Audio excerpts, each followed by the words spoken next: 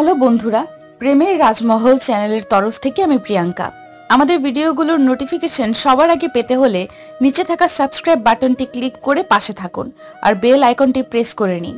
আমাদের ভিডিওগুলো like, comment এবং শেয়ার করতে মোটেও ভুলবেন না। ধন্যবাদ সবাইকে।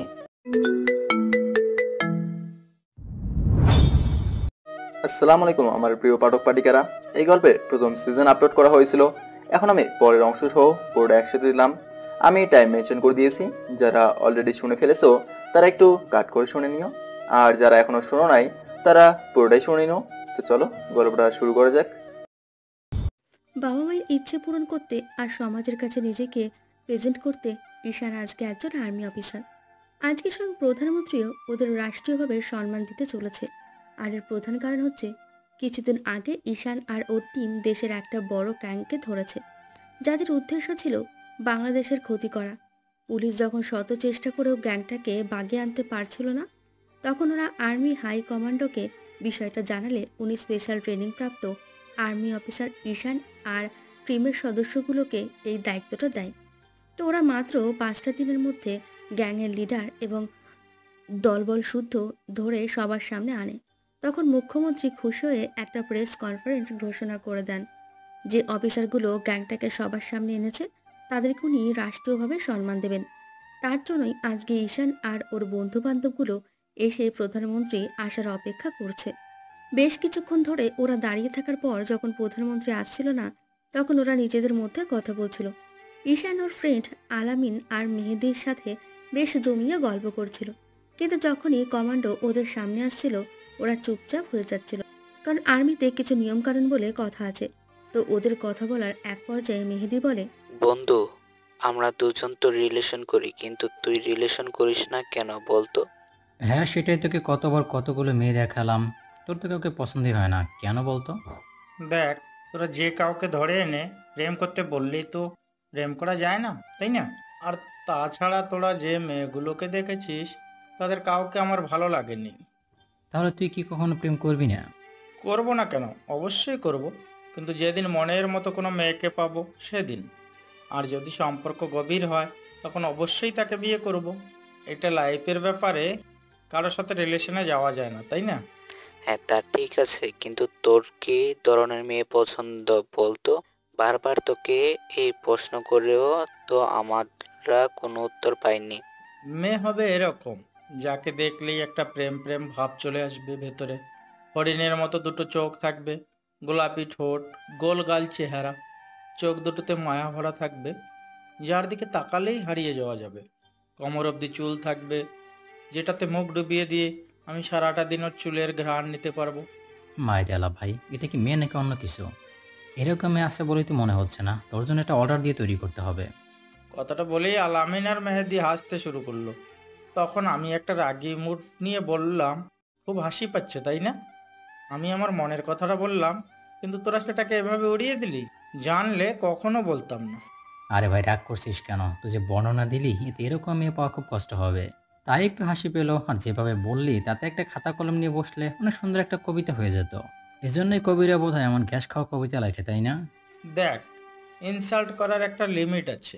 তোরা কিন্তু আমাকে ইনসাল্টের উপর ইনসাল্ট করে যাচ্ছিস। আর রাগ করছিস কেন? তোর সাথে একটু মজাও করা যাবে না নাকি? ঈশান আর কিছু বলতে যাবে, এর মধ্যেই কমান্ডো সবাইকে অ্যালার্ট করে দেয় যে প্রধানমন্ত্রী চলে আসছে। তো ঈশানরা যে যার মতো পজিশন নিয়ে দাঁড়িয়ে যায়। কিছুক্ষণের মধ্যেই প্রধানমন্ত্রী গাড়ি থেকে নেমে সরাসরি স্টেজে উঠে যায়। তখন ঈশান খেয়াল করে প্রধানমন্ত্রীর পেছনে একটা মেয়ে স্টেজের দিকে যাচ্ছে, কিন্তু মেয়েটা সামনের দিকে ঘুরে থাকায় ঈশানের মুখটা দেখতে পাচ্ছিল না, তাই আর দেখার চেষ্টাও করলো না। প্রধানমন্ত্রী স্টেজে ওঠে আর তখন ওনার সাথে থাকে সেই মেয়েটা, গিয়ে একটা জায়গায় বসে। তখন হঠাৎ করে ঈশান নজর পড়ে স্টেজে বসে থাকা সেই মেয়েটার দিকে। মেয়েটার দিকে তাকাতেই ঈশান এক নিমেষে নিজের মধ্য থেকে হারিয়ে যায়। মেয়েটা দেখতে এতটা সুন্দর যা বলার বাইরে। ঈশানের আগে কোনোদিন এমন মেয়ে দেখেনি। ঈশান ঠিক একটু আগে যেমনটা বর্ণনা দিয়েছিল, আল্লাহ জানে ওর কথাগুলো শুনে ঠিক তেমন একটা মেয়েকে ওর সামনে পাঠিয়েছে। ঈশান ভালোভাবে খেয়াল করলো, ও যতটুকু বলেছিল মেয়েটার মধ্যে তার থেকে বেশি দিয়ে আল্লাহ ওকে তৈরি করেছে, যেটা দেখে ঈশান চোখ ফেরাতেই পারছিল না। আর তাই ওর পেছনে দাঁড়ানো আলামিন মেহেদি কি বলছিল সেটা ওর কানের এক পাশ দিয়ে ঢুকে অন্য পাশ দিয়ে বের হয়ে যাচ্ছিল। যাই হোক, অনেকক্ষণ কথা বললাম, এবার ওদের পরিচয়টা দিয়ে দিই। তো গল্পের হিরো হচ্ছে ঈশান আহমেদ অনিক। ঈশান বাবা মায়ের একমাত্র সন্তান। বাবা বিজনেসম্যান। বাবা মায়ের স্বপ্ন পূরণ করতে ঈশান সেনাবাহিনীতে দাঁড়ায়। তো সব দিক দিয়ে ফিট থাকায় ওকে সিলেক্ট করা হয়। আর 1 বছর হলো ওর ট্রেনিং শেষ করে এখন একজন আর্মি অফিসার। ওর জীবনটা যেন সাফল্য দিয়েই ভরা। অন্যদিকে প্রধানমন্ত্রীর সাথে যেই মেয়েটা আছে, সে হচ্ছে গল্পের নায়িকা। নাম হচ্ছে লামিয়া জান্নাত হিমু। লামিয়া প্রধানমন্ত্রীর একমাত্র সন্তান। দেখতে মারাত্মক সুন্দরী। এতদিন দেশের বাইরে থেকে পড়াশোনা করেছে, তাই ঈশান ওকে আগে কখনো দেখেনি। আর তাছাড়া আপনারা জানেন যে আর্মি চাকরি করলে এসব দিকে খেয়াল রাখা কষ্টকর, তাই ঈশান সেটা খেয়াল রাখেনি। আর আজকে ও প্রথমবার লামিয়াকে দেখছে। প্রধানমন্ত্রী 20 মিনিটের মতো তার মূল্যবান বক্তব্য দেন। এক পর্যায়ে উনি ঈশান আর ওর টিমের প্রশংসা করে। আর যারা অপারেশনটার সঙ্গে যুক্ত হয়েছিল তাদের একে অন্যের কাছে যেতে বলে। এক এক করে সবাই প্রধানমন্ত্রীর কাছে গিয়ে ওনাকে সম্মান প্রদর্শন করলে উনি সবার গলায় মেডেল পরিয়ে দেন। সর্বশেষে ঈশানকে ডাকা হলে ঈশান কোনো রেসপন্সই করছিল না। তখন আলামিনের মেহেদি ওকে পাশ থেকে বলে, ঈশান, কিরে, যাচ্ছিস না কেন? কি হলো? তোর মন্ত্রী স্যার তোকে ডাকছে, যা। কিন্তু ঈশানের কোনো রেসপন্স ছিল না। তারপর আলামিন ওকে একটু নাড়িয়ে দিয়ে বলল, বন্ধু, কি হয়েছে তোর? দেখ, প্রধানমন্ত্রী তোকে ডাকছে আর তুই এইভাবে দাঁড়িয়ে আছিস। আলামিনের কথাই ঈশানের ঘোর কাটতেই ও তখন স্টেজের দিকে এগিয়ে যায়। তারপর প্রধানমন্ত্রীর সামনে গিয়ে ওনাকে সম্মান প্রদর্শন করতেই উনি ঈশানের গলায় মেডেল পরিয়ে দিয়ে তারপর ঈশানের সাথে কিছুক্ষণ কথা বলেই ওর সাথে হ্যান্ডশেক করে। ঈশান প্রধানমন্ত্রীর সাথে কথা বলে চলে আসার সময় একবার লামিয়ার দিকে তাকায়। তো লামিয়াও ঈশানের দিকে তাকায়। তখন ঈশান খেয়াল করে লামিয়ার চোখ দুটোতে এক অদ্ভুত মায়া আছে, যেটা বর্ণনা একটু আগেই ও দিয়েছিল। আর এখন সেটা দেখতেও পাচ্ছে। ঈশান বেশ কিছুক্ষণ ওইভাবেই স্টেজে দাঁড়িয়ে থেকে লামিয়ার দিকে তাকিয়ে থাকে। আর লামিয়া ওর দিকে একটা অদ্ভুত দৃষ্টিতে তাকিয়ে আছে। ঈশান লামিয়াকে এমনভাবে দেখছে, মনে হচ্ছে যে ও কখনো মেয়ে দেখেনি। লামিয়ার বেশ অস্বস্তি ফিল হচ্ছিল, যার কারণে ও ঈশানকে বলে, এক্সকিউজ মি, কোনো সমস্যা? লামিয়ার কথায় ঈশানের ঘোর কাটতেই ও তখন চোখগুলো নামিয়ে নিয়ে সেখান থেকে চলে আসে। আর লামিয়া ভাবে, কি অদ্ভুত ছেলে। ঈশান স্টেজ থেকে নেমে ওর জায়গায় গিয়ে দাঁড়ায়।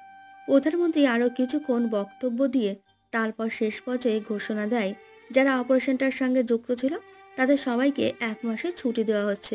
যেটা শুনে ঈশান সহ টিমের সবাই অনেক খুশি হয়। সব ফর্মালিটি শেষে ওরা ওদের ক্যাম্পে ফিরে যায়। আজকে আর কোনো কাজ না থাকায় ওরা সবাই মিলে আড্ডা দিতে বসে যায়। সবাই বসতেই মেহেদি ঈশানকে জিজ্ঞেস করে, এই ঈশান, তোর কি হয়েছে বলতো? প্রধানমন্ত্রী আসার পর উনি আর ওনার মেয়েকে স্টেজে ওঠার পর থেকে দেখলাম তুই ওর দিকে হা করে তাকিয়ে আছিস, তারপর আবার স্টেজে যাওয়ার পরে ওর দিকে কেমন তাকিয়েছিলি, ব্যাপারটা কি বলতো? প্রেমে পড়ে গেলি নাকি তোর?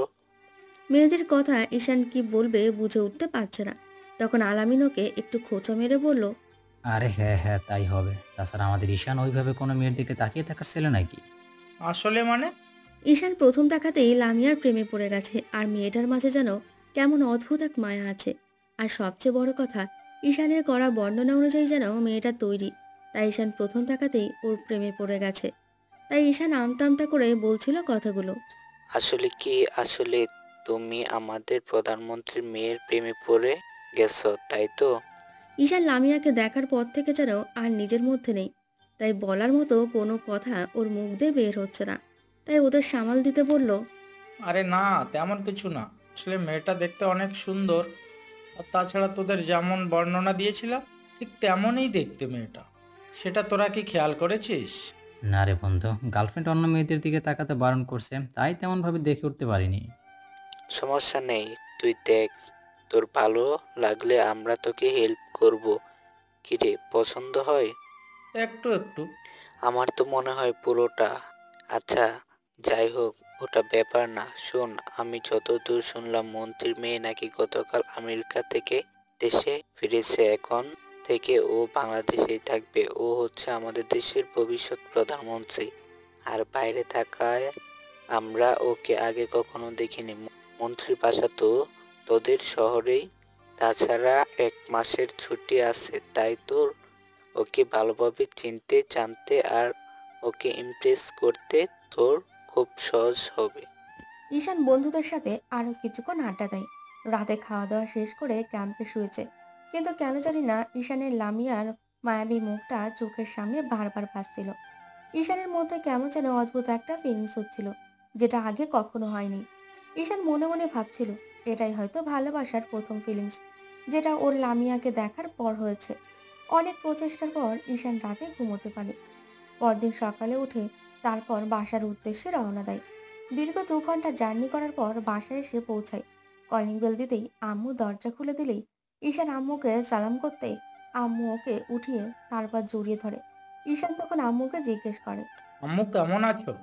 আব্বু, তোমাকে ছাড়া কেমনে থাকি বলো তো? এখন আমার কলিজার টুকরাটা আমার কাছে চলে এসেছে। এখন আমি অনেক ভালো আছি। কথাটা বলেই এবার আম্মু ঈশানের মুখের 2 পাশে হাত দিয়ে ওকে ভালো করে দেখতে লাগলো। দেখা শেষ হতেই ঈশান কিছু বলতে যাবে, তার আগেই আম্মু বলতে শুরু করলো, আব্বু, তুমি মনে হয় ঠিক মতো খাওয়া দাওয়া করো না, সেই জন্য কেমন শুকিয়ে গেছো। কতবার করে তোমাকে বলেছি ঠিক মতো খাওয়া দাওয়া করবে, দেখেছো শরীরের কি হাল করে রেখেছো। আম্মুর কথা ঈশান একটা হাসি দেয়। ঈশান যতবারই বাসায় এসেছে ততবারই আম্মু একই কথা বলেছে। সব আম্মুগুলোই বোধহয় এমন হয়। বেশ কিছুক্ষণ ঈশান আম্মুর সাথে কথা বলার পর এক পর্যায়ে ওর আব্বুকে দেখতে না পেয়ে জিজ্ঞেস করলো, আম্মু আব্বু কোথায়?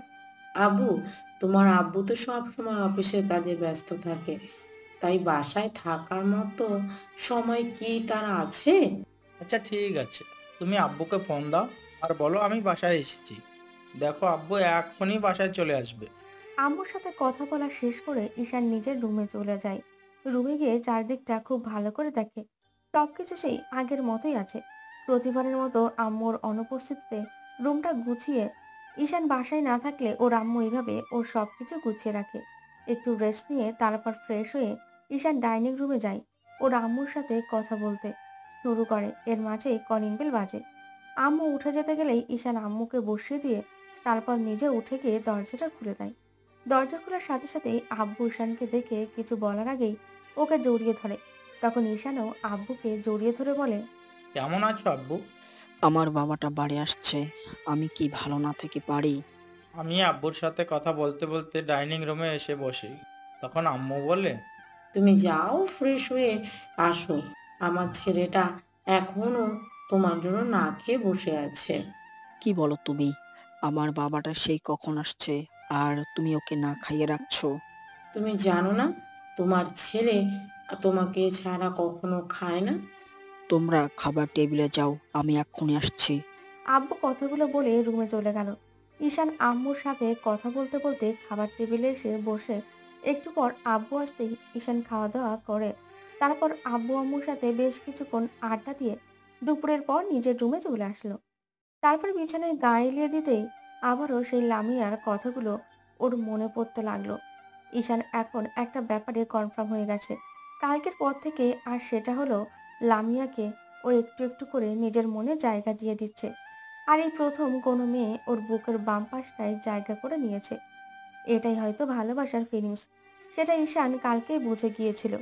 যাই হোক, অনেকক্ষণ লামিয়াকে নিয়ে ভাবার পর এসব চিন্তা করে কালকে থেকেই লামিয়ার খোঁজ খবর নেওয়া শুরু করবে। ওর কথা ভাবতে ভাবতে ঈশান ঘুমিয়ে পড়ে। বিকেলে ঘুম ভাঙতে উঠে ফ্রেশ হয়ে তারপর কলেজ লাইফের কয়েকটা ফ্রেন্ডকে ফোন দেয়। তখন সবাই ব্যস্ত থাকায় কেউ ওর সাথে দেখা করতে আসেনি। শুধুমাত্র ওর ফ্রেন্ড সিয়াম ওর সাথে দেখা করতে আসে।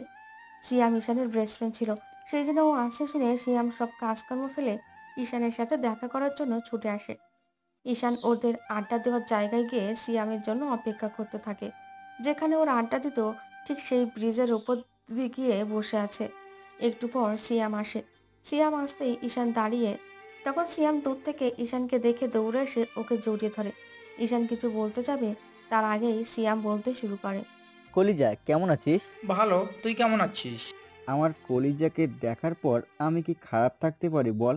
কতদিন পর তোকে দেখলাম। তারপর দুজনে গিয়ে নিজের রেলিংয়ের ওপর বসে। আর সিয়াম ঈশানকে বেশ ভালোভাবে দেখে বলে, দোস্ত, তুই তো একদম হিরো হয়ে গেছিস। আরে না, তুই একটু বেশি বেশি বলছিস। আরে দোস্ত, হ্যাঁ সত্যি বলছি, তুই আগের থেকে অনেক স্মার্ট আর হ্যান্ডসাম হয়ে গেছিস। যে কোনো মেয়ে তোকে প্রথম দেখাতেই প্রেমে পড়ে যাবে। আমি শ্যামের কথা একটা মুচকি হাসি দিয়ে বললাম, হ্যাঁ, সেই জন্যই তো একটা গার্লফ্রেন্ড নেই। নেই, কিন্তু হতে কতক্ষণ? আচ্ছা, আমার কথা বাদ দে, তোর গার্লফ্রেন্ডের কি খবর বল। শ্যাম মেয়েদের বিষয়ে এক্সপার্ট। যে মেয়ের উপর একবার ওর নজর পড়ে, ও যদি বলে যে ওই মেয়ের সাথে প্রেম করবে, তাহলে সেটা করে দেখাবে। দোস্ত, এখন ওসব বাদ দিয়ে দিয়েছি রে। শুধু নীলার সাথে রিলেশনটা কন্টিনিউ আছে। আব্বু আম্মু আমার রিলেশনের বিষয়টা জেনে গিয়েছিল। তারপর আমি ওদের বুঝাতেই দুজনের বাসা থেকে আমাদের সম্পর্কটা মেনে নিয়েছে। ওরা বলেছে নীলার পড়াশোনা কমপ্লিট হলেই আমাদের বিয়েটা হবে। এটা তো অনেক ভালো একটা খবর। ঈশান শ্যামের সাথে কথা বলছিল আর মনে মনে ভাবছিল লামিয়ার বিষয়ে ওকে জানাবে কি না। আবার ভাবছিল জানাবে। লামিয়ার বিষয়ে সব খোঁজ খবর যদি ওকে কেউ দিতে পারে, সেটা হচ্ছে শ্যাম। তাই ঈশান আর ভনিতা না করে বলল, দোস্ত, আমার একটা মেয়েকে অনেক ভালো লেগেছে। কি বলিস? আগে বলবি না? তো বল, মেয়েটা কে, কোথায় থাকে, ওর নাম ঠিকানা? কিচ্ছু জানি না, কিন্তু মেয়েটা আর কেউ নয়, আমাদের প্রধানমন্ত্রীর মেয়ে। কালকে ওর সাথে আমার দেখা, তাই ওর বিষয়ে তেমন কিছু জানি না বলে তোকে বললাম। শোন, ওর সব ডিটেলস তুই আমাকে জোগাড় করে দিতে পারবি? এটা কোনো ব্যাপার না। ওকে দোস্ত, তুই টেনশন করিস না, কালকের মধ্যেই সব ডিটেলস পেয়ে যাবি। ধন্যবাদ দোস্ত। ঈশান সিয়ামের সাথে আর কিছুক্ষণ কথা বলে বাসায় চলে আসে। রাতে খাওয়া দাওয়া শেষে ঈশান ব্যালকনিতে দাঁড়িয়ে লামিয়ার কথাগুলো ভাবছিল। বারবার ওর মায়াবী মুখটা ঈশানের চোখে ভাসছিল, আর নিমেষেই ওর মুখে একটা হাসি ফুটে উঠছিল। তাই ও নিজে নিজেই বলছিল, এই মেয়েটার মধ্যে কি এমন আছে যার জন্য বারবার ওর কথাই আমার মনে পড়ছে। রাতে খাওয়া দাওয়া শেষ করে ঈশান ঘুমিয়ে পড়ে। পরদিন বিকেলের দিকে সিয়ামের ফোন রিসিভ করতেই সিয়াম বলে, দোস্ত, তোর কাজ হয়ে গেছে, তুই আয় চলে, আমি এক্ষুনি আসছি। সিয়ামের কথা মতো ঈশান ওদের আটটার জায়গায় যাওয়ার জন্য বেরোতে যাবে। তখনই ঈশানের মনে পড়ে ওর বাইকের কথা। কলেজ লাইফে আব্বু ওকে একটা বাইক কিনে দিয়েছিল, কিন্তু এখন আর সেটা চালানোর সময় নেই। বিদায় সেটা বাসার নিচে গাড়ি রাখার জায়গায় পড়ে আছে। ঈশান বাইকের চাবিটা নিয়ে বাইকের কাছে আসতে দেখে জিপটাকে অনেক ধুলো জমে আছে। তারপর একটু ভালোভাবে পরিষ্কার করে বেরিয়ে পড়ে। এসে দেখে সিয়াম আগে থেকেই সেখানে বসে আছে। ঈশান ওর পাশে গিয়ে বসতেই সিয়াম বলতে শুরু করে, বন্ধু, আমাদের ভাবি তো দেখতে অনেক সুন্দর আর হ্যাপি কিউট, তোর সাথে অনেক মানাবে। তাহলে আর বলছি কি, তোর বন্ধু তো আর এলি তেলি কাউকে ভালোবাসতে পারে না, তাই না? এখন বল, কি জানতে পারলি? ভাবির নাম হচ্ছে লামিয়া জান্নাত হিমু। এতদিন দেশের বাইরে থেকে পড়ালেখা করে আসছে, আমাদের ভবিষ্যৎ প্রধানমন্ত্রী। সেজন্য ওর আব্বুর সাথে সব জায়গায় গিয়ে ওনার কাজটা বোঝার চেষ্টা করছে। লামিয়ার ফেভারিট কালার সবুজ, টেডি বিড়াল খুব পছন্দ, চকলেট, আইসক্রিম, গোলাপ ফুল এগুলোর ফেভারিট। শ্যাম মোটামুটি লামিয়ার গোষ্ঠীতে যা ছিল সবকিছু জেনে এসেছি। শ্যাম আমাকে সব খুলে বলল। সব শেষে আমি বললাম, আচ্ছা, এখন কি করা যায় বলতো? আমার তো এসব বিষয়ে কোনো এক্সপিরিয়েন্স নেই, তুই বল কি করব। আগে ওর পিছনে কিছুদিন সময় দিতে হবে। ভাবি যেটা পছন্দ করে সেই সব কাজ করতে হবে। মোট কথা, আগে ওর নজরে পড়তে হবে, যেটাতে বুঝতে পারবে তুই ওকে পছন্দ করিস ও ভালোবাসি। আচ্ছা, তাহলে কোথা থেকে শুরু করব বল? কোথার থেকে আবার? প্রথমে ওর বাসা থেকেই শুরু করতে হবে। আচ্ছা ঠিক আছে, কালকে থেকে ওকে ফলো করব। কালকে কি রে, জানিস না শুভচ্ছ? শীঘ্রই, আজকেই চলো। কথাটা বলেই সিয়াম ঈশানের হাত থেকে বাইকের চাবিটা নিয়ে উঠে গিয়ে স্টার্ট দিলেই ঈশান উঠে বসে। সিয়াম বাইক চালাচ্ছে আর ঈশানকে বোঝাচ্ছে ওকে কি করতে হবে। ওরা প্রধানমন্ত্রীর বাসার সামনে চলে আসলো, কিন্তু বাসার সামনে অনেক সিকিউরিটি গার্ড থাকাতে ওরা সেখানে দাঁড়াতে পারল না। বাসার অন্য সাইডে যেতেই ঈশান খেয়াল করলো লামিয়া, অর্থমন্ত্রীর মেয়ে, ব্যালকনিতে দাঁড়িয়ে কফি খাচ্ছে। সিয়াম সেটা দেখেই বাইক থামিয়ে দিল। তারপর ঈশান লামিয়ার দিকে মুখ করে বাইকে হেলান দিয়ে হাতগুলো ভাঁজ করে তারপর এক দৃষ্টিতে ওর দিকে তাকিয়ে রইল।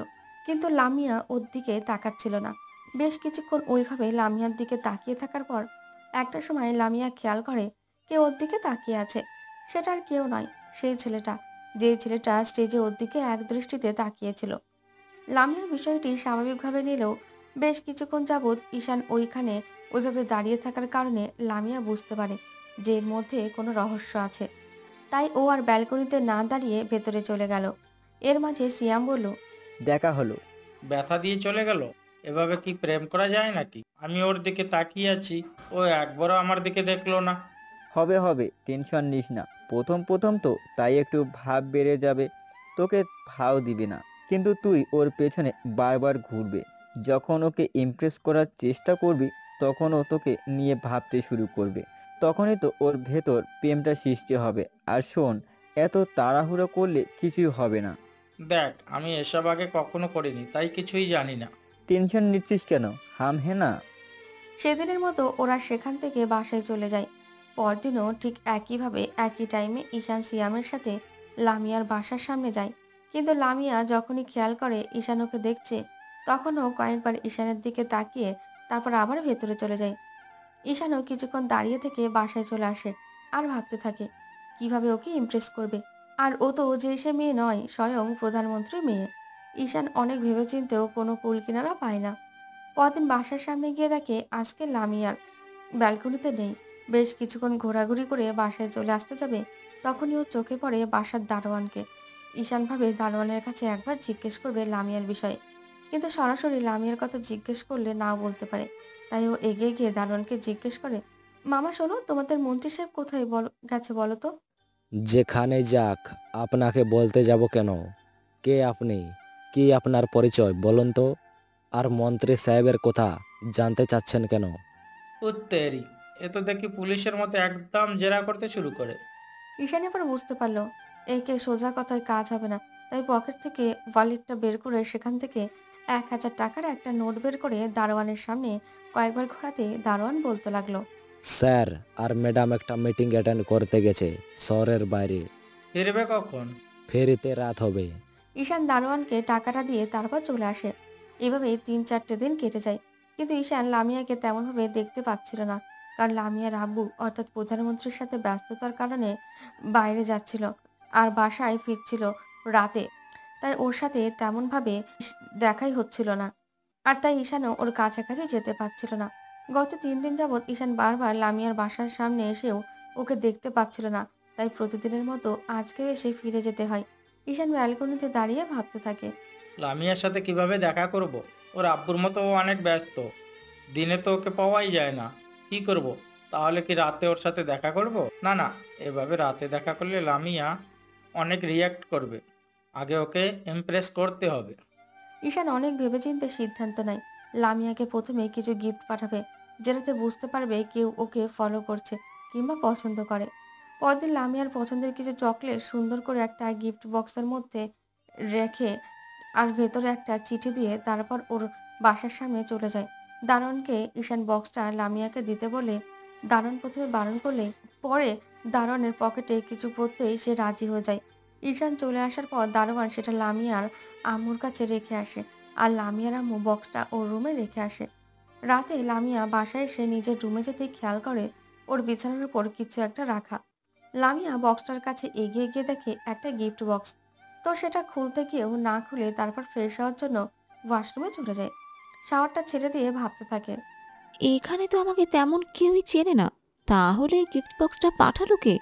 বেশ কিছুক্ষণ লামিয়া কথাগুলো ভেবে তারপর গোসল শেষে বাইরে বের হয়ে কাপড়গুলো চেঞ্জ করে তারপর বিছানায় বসে বক্সটা খুলে দেখে ওর ফেভারিট কতগুলো চকলেট আর সাথে একটা চিঠি। লামিয়া চিঠিটা খুলে পড়তে শুরু করে। তুমি কি জানো তুমি কতটা সুন্দর? তোমাকে দেখতে কতটা কিউট লাগে।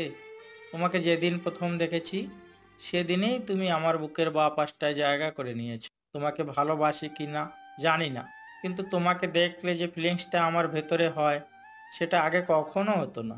যখন তুমি আমার সামনে থাকো তখন আমার হার্টবিটটা অনেক দ্রুত স্পাম হতে থাকে, যেন বারবার ও তোমার নামটাই বলতে থাকে।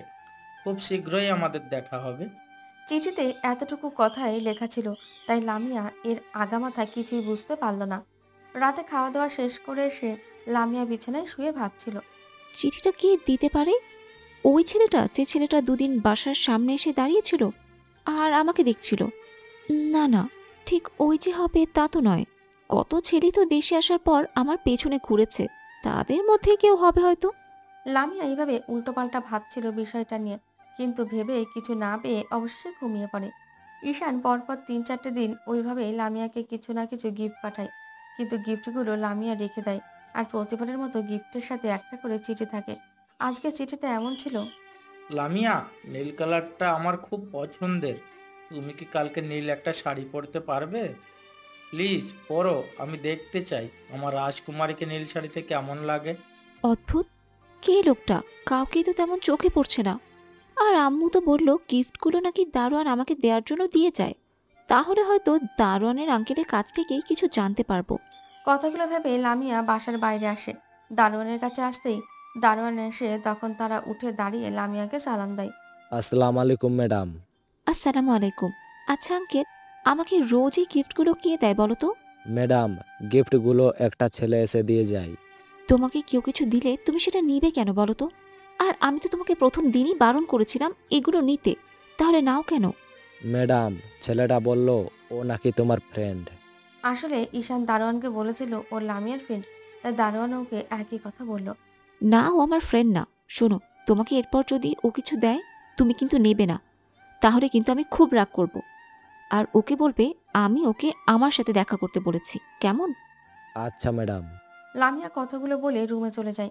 লামিয়ার এই কথাগুলো বলার কারণ হচ্ছে লামিয়া দেখতে চাচ্ছিল কে ওকে এই জিনিসগুলো দিচ্ছে।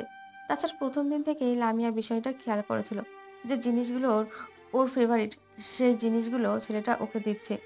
ওই বা এত কিছু জানলো কি করে? লামিয়া নিজের রুমে গিয়ে ভাবতে শুরু করে। ছেলেটা কে হতে পারে? ওকে কখনো দেখেছি? মনে হচ্ছে না দেখেছি। প্রতিদিনের মতো ঈশান পরদিনও লামিয়াকে গিফট দেওয়ার জন্য আসলেই দারোয়ান সেটা না নিয়ে ওকে ফিরিয়ে দেয় আর বলে, শোনো, ম্যাডাম তোমার কাছ থেকে কিছু নিতে বারণ করেছে। কম পড়লো নাকি? কথাটা বলেই আমি দারোয়ানকে 5,000 টাকা বের করে দিলাম। তখন দারোয়ান বলল, শোনো, এই টাকাটা নিয়ে আমি এগুলো নিতে পারবো না। ম্যাডাম জানতে পারলে খুব রাগারাগি করবে।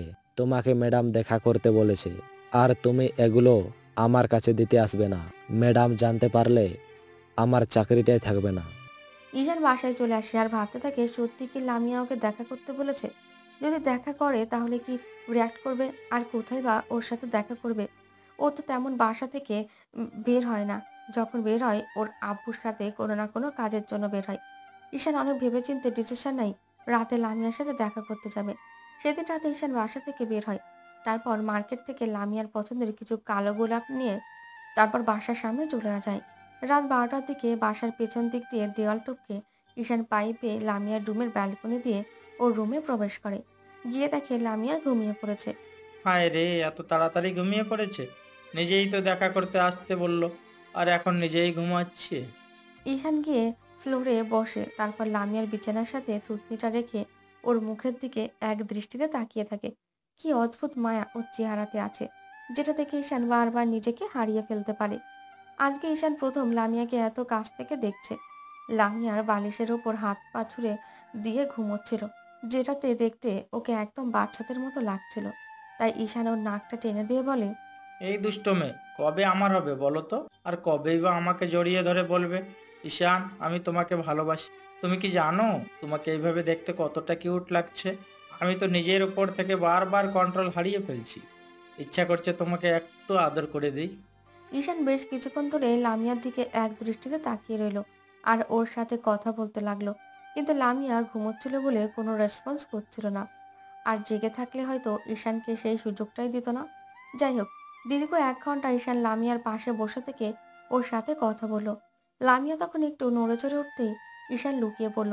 তারপর লামিয়া অন্যদিকে ঘুরে তখন ঈশান ওর মাথার পাশে গোলাপগুলো রেখে তারপর চলে যাবে, তখন ভাবলো একটা চিঠি লিখে যাবে। একটা কাগজে কিছু লিখে দিয়ে তারপর লামিয়ার কাছে গিয়ে ওর কপালে ছোট্ট করে একটা চুমু দিয়ে বাসা থেকে বের হয়ে গেল। পরদিন সকালে লামিয়ার ঘুম ভাঙতেই খেয়াল করলো ওর সামনে কিছু কালো গোলাপ রাখা। সেটা দেখে লামিয়ার মুখে একটা হাসি ফুটে উঠে। তখন লামিয়া উঠে বসে গোলাপ হাতে নিয়ে ঘ্রাণ নেয়। আর তখনই গোলাপের মধ্যে থেকে একটা চিঠি পড়ে। চিঠিটা হাতে উঠে নিয়ে পড়তে শুরু করে। আজকে তোমাকে অনেক সুন্দর লাগছে। এই তোমাকে না আমি নীল শাড়ি পরতে বলেছিলাম, তাহলে পরোনি কেন? কালকে কিন্তু নীল শাড়ি পরবে, না হলে কিন্তু আমি খুব রাগ করব। লামিয়া চিঠিগুলো পড়ে বারবার কনফিউজ হচ্ছিল, কিন্তু বুঝতে পারছিল না ওকে কে এই জিনিসগুলো দিচ্ছে। দারোয়ানকে জিজ্ঞেস করলে বলে আমার ফ্রেন্ড, কিন্তু আমি যখন বাসায় থাকি তখন এই জিনিসগুলো কেউ দিতে আসে না। দারোয়ান আঙ্কেলকে তো এগুলো নিতে বারণ করেছিলাম, তাহলে এগুলো এখানে আসলো কি করে? কথাগুলো ভেবেই লামিয়া ওর আম্মুর কাছে গিয়ে জিজ্ঞেস করে ওই জিনিসগুলো ওর রুমে কে রেখেছে। আম্মু বলে উনি এই বিষয়ে কিছুই জানে না। লামিয়া আবার দারোয়ানের কাছে গেলে দারোয়ান এই একই কথা বলে। ওর রুমে এসে ভাবতে শুরু করে। লামিয়া সারাটা দিন আর কোনো কাজে মন দিতে পারে না, শুধু ঈশানের কথাগুলি ভাবে। কিন্তু প্রথম প্রথম 2 দিনের বাসার সামনে দাঁড়ালে ওকে দেখে চলে যেতে বলে। এখন আর ওর বাসার সামনে যায় না, সময় অসময়ে ওকে এইভাবে সারপ্রাইজ করে। যাই হোক, সেদিন রাতেও ঈশান লামিয়ার কাছে যায়। তারপর ওর সাথে দীর্ঘ 1 ঘন্টা গল্প করে। লামিয়ার ধারণা বাইরে যে আজকে ঈশান ওর কাছে আসবে। ঈশান লামিয়ার সামনে বসতেই দেখতে পায় ও আজকে সত্যি নীল শাড়িটা পরেছে, যেটাতে দেখতে ওকে কোনো নীল পরীর থেকে কম লাগছে না। তাই ঈশান লামিয়ার গালগুলো টেনে দিয়ে বলে, তোমাকে দেখতে এতগুলা কিউট লাগছে, একদম গোলুমলু। আমার রাজকুমারীটা ইচ্ছে করছে তোমার ঠোঁটে একটা কিস করে দিই, কিন্তু না, আমি তোমার সম্মতি ছাড়া কিছু করব না। শুধু তোমার কপালে একটা করে ভালোবাসার পরশ দেব। ঈশান আসার সময় ওর বিছানার পাশে কিছু সাদা গোলাপ আর একটা চিঠি লিখে চলে আসে। পরদিন সকালে লামিয়ার ঘুম ভাঙতেই ও গোলাপগুলো হাতে নেয়। গোলাপের মধ্যে একটা চিঠি দেখতে পায়, সেটা হাতে নিয়ে পড়তে শুরু করে। ধন্যবাদ রাজকুমারী, আমার কথাটা রাখার জন্য। আজকে তোমাকে অনেক সুন্দর লাগছে নীল শাড়িতে। লামিয়া বা নিজের দিকে তাকিয়ে দেখে ও সত্যি একটা নীল শাড়ি পরেছে। ওর মনে ছিল না যে ছেলেটা অর্থাৎ ঈশান ওকে 2 দিন আগে নীল শাড়ি পরতে বলেছিল। সেটা ভেবে লামিয়া একটা হাসি দিয়ে তারপর বিছানা ছেড়ে উঠে যায়। এভাবে 3টে দিন ঈশান লামিয়ার কাছে ওকে দেখতে যায়। তৃতীয় দিন লামিয়া ঘুম থেকে উঠে ফুলগুলো আর চিঠিটা দেখে ভাবতে শুরু করে। ছেলেটা আমার বাসায় আসে, আর ওকে সেটা আমি এখনো জানতে পারলাম না। আজকে আমাকে জানতেই হবে ওকে, ওর উদ্দেশ্য কি। ও কি আমাকে সত্যিই ভালোবাসে, নাকি আমার সাথে টাইম পাস করার জন্য এমনটা করছে? সারাটা দিন ঈশানের কথা ভেবে কাটিয়ে দেয়। রাতে ঈশান ভাবে আজকে লামিয়ার কাছে যাবে কিনা। কেন জানি মনে হচ্ছিল আজকে লামিয়ার কাছেও ধরা পড়ে যাবে। তো রাত 12টার দিকে ঈশান লামিয়ার বাসায় চলে যায়। তারপর ব্যালকনি দিয়ে লামিয়ার রুমে প্রবেশ করে। ঈশান ব্যালকনিতে নামার সাথে সাথে একটা শব্দ হয়। তখন লামিয়া বুঝতে পারে ছেলেটা অর্থাৎ ঈশান এসেছে। কে ওর কাছে আসে সেটা দেখার জন্য লামিয়া জেগেছিল। তাই শব্দটা পাওয়ার সাথে সাথে লামিয়া বা চোখগুলো বন্ধ করে নেয়। একটু পরে ঈশান প্রতিদিনের মতো ফ্লোরে বসে বিছানায় হাতের উপর থুতনিটা রেখে তারপর লামিয়ার মুখের দিকে এক দৃষ্টিতে তাকিয়ে থাকে। তারপর বলতে শুরু করে, এই রাজকুমারী, কেমন আছো তুমি? আমি জানি তুমি অনেক ভালো আছো, কিন্তু আমি ভালো নেই, জানো তো। তোমাকে দেখার পর থেকে একটুও ভালো নেই, ভালো থাকতে পারছি না। তোমাকে যখন না দেখি তখন আমার বারবার তোমার কাছে ছুটে আসতে ইচ্ছে করে, তো কি করব বলো? তুমি তো অনেক বিজি, তাই না? তুমি তো যে কারো নয়, স্বয়ং প্রধানমন্ত্রীর মেয়ে। তা তোমার কাছে চাইলেও তো ছুটে আসতে পারি না। তুমি কি জানো এই ঈশান তোমাকে কতটা ভালোবেসে ফেলেছে? হয়তো জানো না, কিন্তু একটা দিন আমি তোমাকে জানাবো, তুমি বুঝতে পারবে ঈশান তোমাকে কতটা ভালোবাসে। সেদিন তুমি আমার বুকে ঝাঁপিয়ে পড়বে, তুমি নিজেও আমাকে ভালোবাসবে। কথাগুলো বলার সময় ঈশান খেয়াল করছিল একটা মশা বারবার লামিয়ার মুখের সামনে ঘোরাঘুরি করছে, যেটা দেখে ঈশান এবার বলতে শুরু করে, এই পাজি সর, একদম আমার রাজকুমারীটাকে টাচ করবি না। তুই জানিস এখনো পর্যন্ত আমি ওকে একটা কিস করিনি, আর তুই ওর গায়ে টাচ করতে চাচ্ছিস? কথাগুলো শুনে লামিয়ার বেশ হাসি পাচ্ছিল। কেউ এভাবে নাকি মশার সাথে কথা বলে, সেটা ওর জানা ছিল না। লামিয়া অনেক কষ্টে নিজের হাসিটা চেপে রেখে ওইভাবে চোখ বন্ধ করেছিল। লামিয়া মনে মনে ভাবছিল, ও, তার মানে এই ছেলেটা আমার কাছে আসে, কিন্তু ও যদি আমার সাথে কিছু উল্টোপাল্টা করতো। না না, এইসব আমি কি ভাবছি? ও তো আমাকে ভালোবাসে বলল, তাহলে আমার সাথে উল্টোপাল্টা কিছু করবে কেন? আর যদি সেটাই হতো তাহলে প্রথম দিনই তো করতে পারতো। লামিয়ার খুব করে ইচ্ছে করছিল চোখটা খুলে ঈশানকে দেখতে, কিন্তু শত ইচ্ছাকে চাপা দিয়ে চোখ বন্ধ করে ঈশানের কথাগুলো শুনে যাচ্ছিল। আর ঈশান লামিয়ার সাথে বকবক করে যাচ্ছিল। এক পর্যায়ে বাতাসে লামিয়ার কিছু চুল মুখের উপর এসে পড়ে। ঈশান এবার নিজের হাত দিয়ে লামিয়ার চুলগুলো কানের পেছনে গুজে দেয় না। ঈশান ওকে টাচ করাতে লামিয়া আর থাকতে না পেরে এবার হঠাৎ করে উঠে বসে, যেটা দেখে ঈশান নিশ্চুপ হয়ে আর ওর থেকে একটু দূরে সরে যায়। এবার লামিয়া ঈশানের দিকে তাকিয়ে দেখে এটা আর কেউ নয়, সেদিন যে ছেলেটা স্টেজে ওর দিকে তাকিয়েছিল আর পরপর 2 দিন ওর বাসার সামনে এসে দাঁড়িয়েছিল, সেই ছেলেটা অর্থাৎ ঈশান। লামিয়ার ব্রেনটা অনেক শার্প, যার কারণে সেদিন অনুষ্ঠানে ঈশানের নামটা প্রথমবার আর আজকে নিজের নামটা বলতেই ও সেটা বুঝতে পারে। এটা সেই ছেলেটা। ঈশান কিছু বলতে যাবে তার আগে লামিয়া বলতে শুরু করে। ও, তার মানে তুমি রোজ এসে আমাকে দেখে যাও? গত 3টা দিন তুমি আমার কাছে এসেছো কিন্তু আমি ধরতে পারিনি। আজকে ঠিক ধরে ফেলেছি। এখন কি হবে তোমার? এখন যদি আমি চিৎকার করে লোকজন জড়ো করি তাহলে তোমার কি অবস্থা হবে বুঝতে পেরেছো? রোজ রাতে মন্ত্রীর বাসায় এসে তার মেয়েকে দেখে যাও। তোমার সাহস তো কম নয়। না মানে আসলে আসলে কি, আমি একা একটা মেয়ে একটা রুমে থাকি আর তুমি প্রতি রাতে আমার কাছে আসো। তুমি যদি উল্টাপাল্টা কিছু একটা করে ফেলতে আমার সাথে তাহলে আমি তো সেটা জানতেও পারতাম না। আমি এখন চিৎকার করে সবাইকে জড়ো করব আর সবাই এসে তোমাকে ইচ্ছে মতো ধুলাই দিবে। তখন কেমন হবে বলো তো? প্লিজ প্লিজ প্লিজ, তুমি এমনটা করো না। কথাটা বলে ঈশান এবার লামিয়ার অনেকটা কাছে চলে যায় আর এক হাতে লামিয়ার মুখটা চেপে ধরে, অন্য হাতে ওর মাথার পেছনে রাখে যাতে লামিয়া চিৎকার করতে না পারে। লামিয়া এবার ছোটার জন্য চেষ্টা করে, তখন ঈশান বলতে শুরু করে। প্লিজ লামিয়া, একটু শান্ত হও, আমি তোমাকে সব বলছি। আসলে সেদিন ওই অনুষ্ঠানে আমি যখন তোমাকে প্রথম দেখেছিলাম, প্রথম দেখাতে আমি তোমাকে ভালোবেসে ফেলেছিলাম। তুমি যেন আমার স্বপ্নে রাজকুমারী হয়ে আমার কাছে আসছিলে। আমার দেওয়া বর্ণনা অনুযায়ী আল্লাহ যেন তোমাকেই তৈরি করে আমার কাছে পাঠিয়েছিল, তাই বারবার আমি তোমার কাছে ছুটে এসেছি। কিন্তু যখন তোমার সামনে এসেছি তখন তুমি আমাকে ইগনোর করে গেছো। তাই আমি ভেবেছিলাম প্রথমে তোমাকে ইমপ্রেস করার চেষ্টা করব, কিন্তু তুমি তো তেমন মেয়ে না।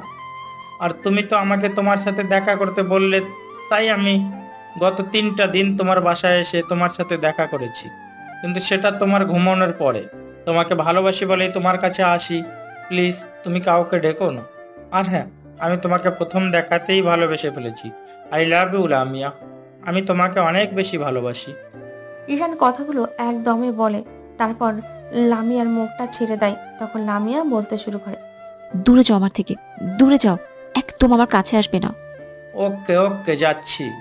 কথাটা বলে ঈশান দূরে ওর থেকে একটু দূরে সরে যায় আর লামিয়া বলতে শুরু করে। তোমার সাহস কি করে হয় আমাকে টাচ করার? তুমি জানো আমি কে? আমি যদি একটাবার আমাদের লোকগুলোকে বলি না তাহলে তোমাকে ওরা মাটির সাথে মিশিয়ে দিতে পারে।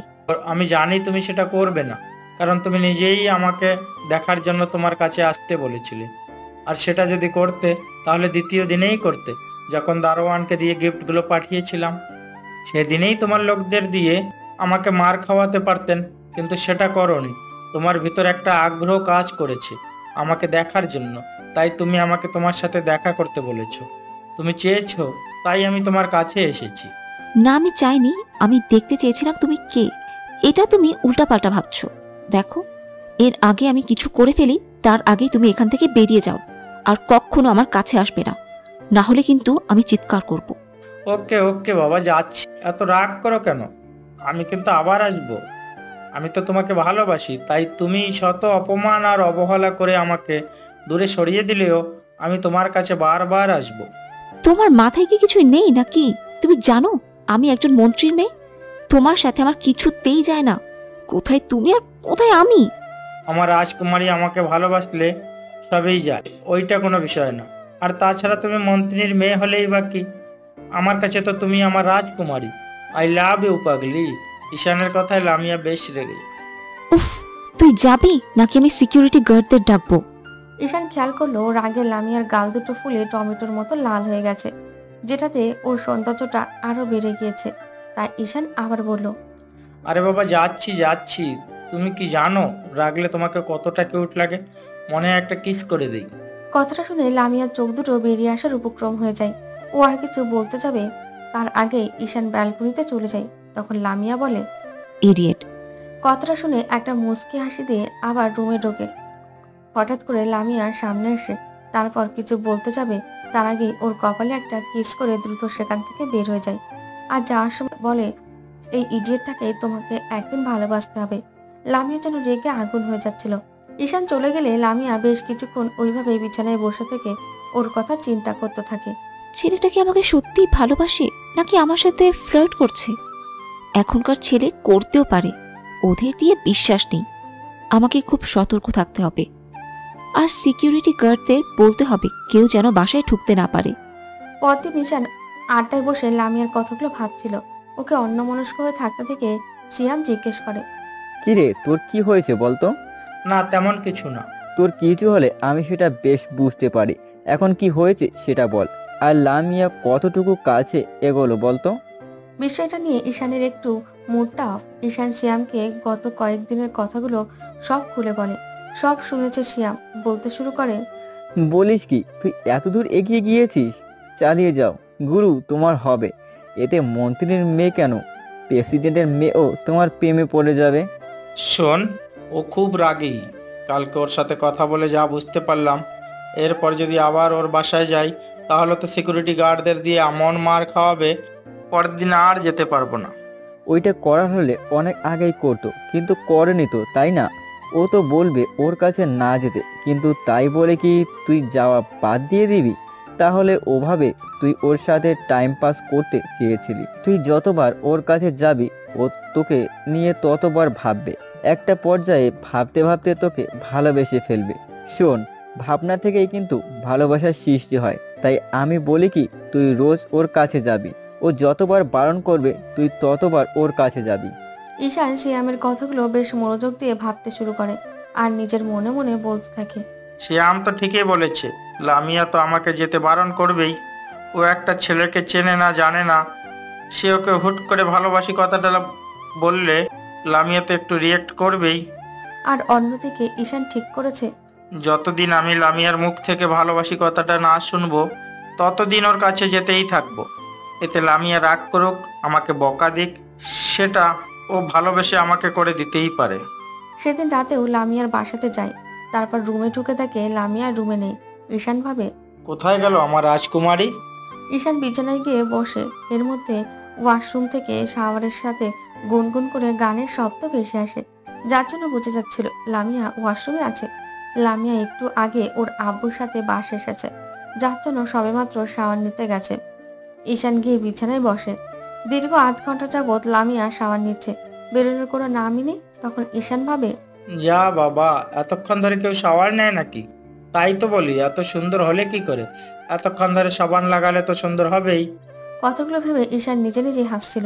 ঈশানের অপেক্ষার প্রহর কাটে। লামিয়া গোসল শেষ করে শরীরে টাওয়াল পেঁচিয়ে বেরিয়ে আসে। লামিয়া বেরিয়ে এসে ড্রেসিং টেবিলের দিকে যেতেই ঈশান খেয়াল করে লামিয়াকে ভেজা অবস্থায় দেখতে একদম অসাধারণ লাগছিল। ওর ভেজা চুলগুলো থেকে টপ টপ করে পানি পড়ছিল, যেটা দেখে ঈশানের মধ্যে একটা ঘোরের মতো কাজ করছিল। লামিয়া ড্রেসিং টেবিলের সামনে যাওয়ার আগেই ওর মনে হলো বিছানার ওপর কেউ একজন আছে। তাই লামিয়া বিছানার দিকে তাকাতেই ও ঈশানকে দেখে ওর চোখগুলো বড় বড় হয়ে যায়। লামিয়া এক দৃষ্টিতে ওর দিকে তাকিয়ে রইল। তৎক্ষণাৎ ঈশান উঠে গিয়ে ওর মুখের উপর হাত দিয়ে ওর মুখটা চেপে ধরে। তারপর লামিয়াকে দেওয়ালের সাথে চেপে ধরে। লামিয়া চোখ বড় বড় করে ওর দিকে দেখতে থাকে। প্লিজ রাজকুমারী, চিৎকার করো না। কি করব বলো? তুমি তো আমাকে আসতে বারণ করেছিলে, কিন্তু আমি তোমাকে ভালোবাসি, তাই তোমাকে না দেখে থাকতে পারলাম না। দিনে তো তোমার সাথে তেমন দেখা হয় না, তাই রাতেই তোমার কাছে আসতে হলো। ঈশান একটা জিনিস খেয়াল করলো, ও লামিয়ার কাছে যাওয়ার সাথে সাথে লামিয়া কেমন নিশ্চুপ হয়ে গেছে আর ঈশানের মুখের দিকে তাকিয়ে ওর কথা বলা দেখছে। ঈশান লামিয়ার কাছে আসতে লামিয়ার হার্টবিটটা অনেক বেড়ে গেছে, যেটা ও স্পষ্ট বুঝতে পারছিল। মনের মধ্যে কেমন যেন অদ্ভুত একটা ফিলিংস কাজ করছিল, যেটা কালকের একবার হয়েছিল যখন ঈশান ওর কাছে এসেছিল। ঈশান একটানা কথা বলেই যাচ্ছে আর লামিয়া নিশ্চুপ হয়ে ওর মুখের দিকে তাকিয়ে আছে। লামিয়াকে এমন নিশ্চুপ হয়ে থাকতে দেখে ঈশান ওর মুখের উপর থেকে হাত সরিয়ে নেয়, কিন্তু লামিয়া এখনো কথা বলছিল না। ঈশান এবার লামিয়ার থেকে একটু দূরে সরে যায় আর বলতে শুরু করে, তুমি জানো তোমাকে এই ভেজা অবস্থায় দেখতে কত কিউট লাগছে, ইচ্ছে করছে একটু ছুঁয়ে দেই। তুমি এক এক সময় এক এক রূপে আমার সামনে আসো, যেটা দেখে আমি বারবার তোমার প্রেমে পড়ে যাই। এবার লামিয়ার ঘোর কাটলো, দেখলো ঈশান ওর কাছ থেকে সরে গেছে। তখন লামিয়া বলতে শুরু করে, তুই আবার আমার বাসায় এসেছিস? দাঁড়া, আজকে তোর হচ্ছে। কথাটা বলে লামিয়া আর কিছু বলতে যাবে, ঈশান তখন কোনো উপায় না পেয়ে ওকে নিজের কাছে টেনে নেয় আর লামিয়ার কোমর জড়িয়ে ধরে ওর মুখের এক পাশে একটা হাত রেখে হঠাৎ করে লামিয়ার ঠোঁটের সাথে নিজের ঠোঁটগুলো মিলিয়ে দেয়। ঘটনার আকস্মিকতায় লামিয়ার চোখগুলো বেরিয়ে আসার উপক্রম হয়ে যায়। ঈশান লামিয়াকে পাগলের মতো কিস করছিল আর ও সেই একইভাবে নিশ্চুপ হয়ে গেছিল। লামিয়া কেন জানি ঈশানকে সরাতে পারছিল না আর কিছু বলতে পারছিল না। আজকে প্রথম কোনো পুরুষ ওকে এত কাছ থেকে স্পর্শ করলো। ঈশান চাচ্ছিল না লামিয়ার অসম্মতিতে ওকে টাচ করতে, কিন্তু ওর কাজের জন্য কাজ করতে হলো। দীর্ঘ 15 মিনিটে ঈশান লামিয়াকে কিস করার পর ছেড়ে দেয় আর লামিয়া এখনো ওর দিকে চোখ বড় বড় করে তাকিয়ে আছে। ঈশান তখনই বলতে শুরু করে, ইয়াক, থু, বাজে ছেলে, তোর কখনো ভালো হবে না। তুমি তুমি আমাকে কিস করেছিস? আমি বললাম কখনো তোর গার্লফ্রেন্ড জুটবে না। কথাগুলো বলে লামিয়া নিজের ঠোঁটগুলো হাত দিয়ে মুছতে শুরু করলো। ঈশান একটা মুচকি হাসি দিয়ে বলল, গার্লফ্রেন্ডের দরকার নেই, তুমি আমার লাইফে আসলেই হবে। ডেভিল ছেলে, দাঁড়া, তোর মজা দেখাচ্ছি। লামিয়া কিছু বলতে যাবে তার আগেই হঠাৎ করে টাওয়ালটা খুলে নিচে পড়ে যায়। আর ঈশান ওর দিকে চোখগুলো বড় বড় করে এক দৃষ্টিতে তাকিয়ে থাকে, যেটা দেখে লামিয়া এবার নিজের দিকে তাকিয়ে একটা চিৎকার দেয়। আর ঈশান বুঝতে পারে এখানে থাকাটা ঠিক হবে না, তাই তো তৎক্ষণাৎ ব্যালকনি দিয়ে বাইরে চলে যায়। লামিয়ার চিৎকার শুনে ওর আব্বু আম্মুর রুমের সামনে চলে আসে। লামিয়া, এই লামিয়া, কি হয়েছে? এভাবে চিৎকার করলি কেন? লামিয়া ততক্ষণে তাড়াহুড়ো করে পোশাক পরে নেয় আর ভাবে ঈশানের কথা বলবে কি না। লামিয়ার আম্মু আবার বলে, কি রে, কি হলো? দরজা খোল। আর এইভাবে চিৎকার করলি কেন? না আম্মু, কিছুই হয়নি। তেলাপোকা, একটা তেলাপোকা আমার গায়ের উপর এসে পড়েছিল, তাই চিৎকার করলাম। তুমি যাও। কথাগুলো বলতে লামিয়ার আব্বু আম্মু সেখান থেকে চলে যায়। তারপর বিছানায় শুয়ে পড়ে আর ভাবতে শুরু করে। ছেলেটার কথা আমি আব্বু আম্মুর কাছে বলতে পারলাম না, কিন্তু কেন? আব্বুর কাছে যদি একবার বলতাম তাহলে আব্বু মেরে ওর হাড় গোড় ভেঙে দিত। তাছাড়া একটা জিনিস আমার খুব অবাক লাগছে ভেবে, ছেলেটা যখন আমার কাছে এসেছিল আমি কেমন নিশ্চুপ হয়ে গিয়েছিলাম, আর ও যখন আমাকে স্পর্শ করলো তখন আমার ভেতর কেমন যেন একটা অদ্ভুত অনুভূতি হচ্ছিল, যেটা আগে কখনো হয়নি। তাহলে কি এটাই ভালোবাসার প্রথম অনুভূতি, যেটা আমার আগে কখনো হয়নি? এই নিয়ে দুবার হলো। ও কাছে আসতে কেমন যেন হার্টবিট আরো বেড়ে গিয়েছিল, মনে হচ্ছিল হার্টটা খুলে হাতে চলে আসবে। লামিয়া কথাগুলো ভাবে আর বারবার ওর মুখে একটা হাসি ফুটে উঠছিল। আবার পরক্ষণেই ভাবে, না না, ওর তো অন্য কোনো উদ্দেশ্যও থাকতে পারে। আব্বুর এত ক্ষমতা আর টাকা পয়সার জন্য তো আমার সাথে প্রেম করার অভিনয় করতে পারে, সেটাই বা বুঝবো কি করে? কথাগুলো ভাবতে ভাবতে লামিয়া ঘুমিয়ে পড়ে। অন্যদিকে ঈশান বাসায় এসে বিছানায় শুয়ে ভাবতে থাকে। এটাও কি দেখলো? এত সুন্দর জিনিস আগে কখনো দেখেনি। ঈশান সেদিন রাতে আর ঘুমোতে পারে না। সারা রাত লামিয়ার কথা ভেবেই কেটে যায়। 15টা দিন এইভাবেই কেটে গেছে। আর ঈশান সময়ে অসময়ে লামিয়ার সাথে দেখা করেছে। আর যখনই দেখা হয় তখনই লামিয়াকে নিজের কাছে টেনে নিয়েছে। লামিয়ার ছোটার চেষ্টা করলে কখনো ঈশান মুখটা চেপে ধরেছে, না হয় নিজের ঠোঁট দুটো দিয়ে ওর ঠোঁটগুলো বন্ধ করে দিয়েছে। ঈশান একটা জিনিস খেয়াল করেছে, ও যখনই লামিয়ার কাছে আসে তখনই লামিয়া কেমন নিঃস্ব হয়ে যায়, ওর কথা বলা বন্ধ হয়ে যায়। যেটা থেকে ও ভাবতে শুরু করেছে লামিয়াও হয়তো একটু একটু করে ওকে ভালোবাসতে শুরু করেছে, যার জন্য লামিয়ার কাছে আসলেই ও এইভাবে চুপ হয়ে যায়।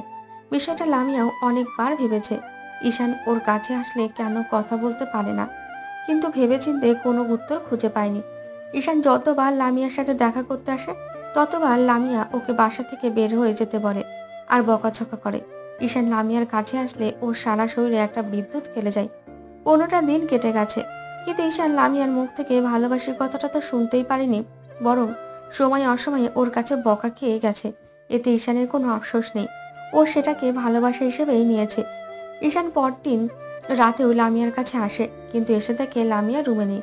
ঈশান বেশ কিছুক্ষণ বসে থাকে, কিন্তু তারপর যখন লামিয়া আসলো না তখন ঈশান সারা বাড়ি খোঁজে, কিন্তু কোথাও পায় না। ঈশান লামিয়ার জন্য অপেক্ষা করে বাসায় চলে যায়, আর পরদিন দুপুরে ওর বাসায় আসে, কিন্তু আজকেও লামিয়াকে দেখতে পায় না। তখন ঈশান সিয়ামকে ফোন করে লামিয়ার খোঁজ খবর নিতে বলে। বিকেলের দিকে সিয়াম ওকে ফোন করে বলেন, বন্ধু, লামিয়া তো শহরের বাইরে গেছে ওর আব্বুর সাথে, তাই তুমি ওকে দেখতে পারছো না। টেনশন করো না, আর একটা দিন ওয়েট করো, তোমার রাজকুমারী চলে আসবে। সিয়ামের কথা শেষ হতে না হতে ঈশান ফোনটা কেটে দিয়ে বিছানায় গা এলিয়ে দেয়। ঈশান লামিয়াকে এতটাই ভালোবেসে ফেলেছে, ওকে একটা দিনও না দেখে থাকতে পারে না। দিন যত যাচ্ছে ঈশান লামিয়াকে আরো বেশি ভালোবেসে ফেলেছে। লামিয়া যতই ওকে অপমান আর অবহেলা করে দূরে সরিয়ে দেয়, ঈশান ততটাই লামিয়াকে বেশি ভালোবেসে ফেলে। 2 দিন পরে লামিয়া বাসায় আসে। অন্যদিকে ঈশানের আম্মু ওকে বলে, আবু শোনো, তোমার নানু ওনাদের বাসায় যেতে বলেছে। ঈশান ভাবে নানুর বাসায় গেলে হয়তো 2-3 দিনের মধ্যে ফিরতে পারবে না। আর গত 2টা দিন ধরে ও লামিয়াকে দেখেনি, তাই ওর ভেতরে কেমন একটা অস্থিরতা কাজ করছে। ঈশানের মনে হচ্ছিল লামিয়াকে একটা নজর না দেখলে দম বন্ধ হয়ে আসছে। তাই ঈশান আম্মুকে বলল, আম্মু একটা দিন পরে যাই। আব্বু, এটা কেমন কথা? তোমার নানু বৃদ্ধ মানুষ, উনি তোমাকে দেখতে চেয়েছেন। আর তাছাড়া তুমি তো সচরাচর বাসায় আসো না, যে কোনো সময় তোমার ক্যাম্পে ফিরে যেতে হতে পারে, তাই তুমি আজকে যাবে আর এক্ষুনি বের হবে। ঈশান আম্মুর কথা ফেলতে পারে না, আর কখনো আম্মুর মুখের ওপর কথা বলেনি। তাই ঈশান রেডি হয়ে বেরিয়ে পড়ে নানুর বাসার উদ্দেশ্যে। 2 ঘন্টা জার্নি করার পরে পৌঁছে যায়। সেদিন রাতে লামিয়া ভাবছিল, ছেলেটা কেমন অদ্ভুত ভাবে আমার জীবনে চলে আসলো। আমি ওকে শতবার অপমান আর অবহেলা করে দূরে সরিয়ে দিলেও ও আমার কাছে বারবার ফিরে আসে। হয়তো সত্যিই আমাকে ভালোবাসে। কেমন যেন ওর মধ্যে অদ্ভুত এক মায়া আছে। ও যখন আমার কাছে আসে তখন আমি ওকে কিছু বলতেই পারি না। কেন হয় এরকম? আগে তো কখনো এরকম হয়নি। আর ও আমার যতটা কাছে এসেছে, অন্য কেউ এতটা কাছে আমার আসেনি। জীবনে প্রথম কোনো ছেলে আমাকে টাচ করেছে, আর সেটা ঈশান। ঈশান যখন আমাকে নিজের কাছে টেনে নেয় তখন কেমন একটা অনুভূতি হয়, ভালো লাগা কাজ করে। তাহলে কি আমিও ওকে ভালোবেসে ফেললাম? না না, এইসব কি ভাবছি আমি? আমি ওকে ভালোবাসতে যাব কেন? কোথায় ও আর কোথায় আমি? আমি এদেশের ভবিষ্যৎ প্রধানমন্ত্রী। আমাকে এসব নিয়ে ভাবলে চলে না। লামিয়া মুখে এই কথা বললেও ওর মন অন্য কোনো কথা বলছিল। দেখতে দেখতে 10টা, 11টা, 12টা এরকম করে 3টে ঘন্টা পার হয়ে গেল, কিন্তু এখনো ঈশান আসছে না। রাত যতটা গভীর হচ্ছে, লামিয়া ততটা ঈশানকে দেখার জন্য মনটা ব্যাকুল হয়ে যাচ্ছিল। ও বুঝতে পারছিল না ওর ভেতরে কেন এই অস্থিরতা কাজ করছে। আর এটাই স্বাভাবিক। যখন একটা ছেলে কোনো মেয়ের পেছনে ঘুরবে, প্রথম কয়েকদিন ঘোরার পর মেয়েটা ছেলেটাকে পাত্তাই দেবে না। কিন্তু একটা সময় যখন ছেলেটা ওর পেছনে ঘোরা বাদ দিয়ে দেবে, তখন মেয়েটা অবশ্যই ছেলেটাকে নিয়ে ভাববে। আর লামিয়ার ক্ষেত্রেও এমনটাই হচ্ছে। লামিয়া ঈশানকে দূরে সরিয়ে দিলেও আজ খুব করে ওর মন চাচ্ছিল ঈশানকে একটা বার দেখার জন্য। লামিয়ার মন এই আশায় জেগে আছে যে ঈশান ওর কাছে আসবে। কিন্তু এইভাবে কেটে গেল আরো 1টা ঘন্টা। রাত 1টা বেজে গেছে, কিন্তু আজকে আর ঈশান আসেনি। আর লামিয়ার অনেক ঘুম পাচ্ছিল, তাইও ঘুমিয়ে পড়ে। অন্যদিকে ঈশানের মামা, মামি, মামাতো ভাই বোন ওদের সাথে ভালোই সময় কাটাচ্ছে, কিন্তু রাতে শোবার পর ঘুমাতে পারছিল না। বারবার লামিয়ার কথা মনে পড়ছিল। এমনিতেই 2টা দিন ওকে দেখেনি, তারপর আজকে ওকে দেখতে পারে না। সেটা ভেবেই ঈশানের ভেতর কেমন অস্থিরতা কাজ করছিল। ওর বারবার মনে হচ্ছিল এখনই ছুটে লামিয়ার কাছে চলে গেলে ওর ভেতরে একটা স্বস্তির নিঃশ্বাস আসতো, কিন্তু সেটা করার কোনো উপায় নেই। অনেক কষ্টে ঈশান সেই দিন রাতে ঘুমায়। এভাবে কেটে গেছে পরপর 2টো দিন। আর লামিয়া এই 2টো দিন ঈশানের কথা অনেক ভেবেছে, কিন্তু কেন ভেবেছে সেটাও বুঝতে পারেনি। পরপর 2 দিন ঈশান লামিয়ার সাথে দেখা করতে আসেনি। আজকে কোনো কাজ না থাকায় ও ব্যালকনিতে দাঁড়িয়ে ভাবছিল, আমি এত কেন ওর কথা ভাবছি? জীবনে প্রথম কোনো ছেলেকে নিয়ে আমি এতটা ভাবছি, সেটা কি জন্য কিছুতেই বুঝে উঠতে পারছি না। এই 2টো দিনে তো একটা বারও ঈশান আমার কাছে আসলো না। ও তো প্রতিদিন একবার করে বাসার সামনে আসে, কিন্তু ওকে তো আজকে বাসার সামনেও দেখলাম না। কি হলো ওর? তাহলে কি ও আর 10 জন ছেলের মতো আমার সাথে টাইম পাস করেছিল? যেই দেখলো আমি ওর প্রস্তাবে রাজি হইনি, সেই আমাকে ছেড়ে চলে গেল। যাই হোক, সেটা আমার জন্য ভালোই হয়েছে। ওর সাথে রিলেশনে গেলে আপু সেটা কখনোই মেনে নেবে না। ঈশান বাসায় এসে সিয়ামকে ফোন দেয় লামিয়ার বাসায় এসেছে কিনা সেটা জানার জন্য। ঈশান ওকে লামিয়ার খোঁজ খবর নিতে বলেই সিয়াম সরাসরি ওর বাসার সামনে চলে আসে আর ঈশানের সব ইনফরমেশন দেয়। এর মধ্যে লামিয়া স্কুল লাইফের ফ্রেন্ড নীলা ওর বাসায় আসে। অনেকদিন পর 2 বান্ধবীর দেখা, তাই গল্পের শেষ নেই। এক পর্যায়ে নীলা লামিয়াকে ওর সাথে শপিং এ যাওয়ার কথা বললেই লামিয়া বলে, শোন, আম্মু আমাকে যেতে দেবে না। তুই যদি আম্মুকে রাজি করাতে পারিস তাহলে আমি যেতে পারি। আচ্ছা ঠিক আছে। নীলা গিয়ে লামিয়ার আম্মুকে বলে প্রথমে না যেতে দিতে চাইলেও পরবর্তীতে রাজি হয়, কিন্তু উনিও ওদের সাথে যাবে। তো সিয়াম ঈশানকে যখনই ওদের বাসার সামনে আসতে যাবে, তখন লামিয়া ওরা আম্মু আর নীলা বাসা থেকে বের হয়।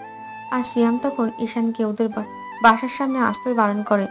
দোস্ত, লামিয়া কোথায় যেন যাচ্ছে, তোর এখন এখানে আসার দরকার নেই।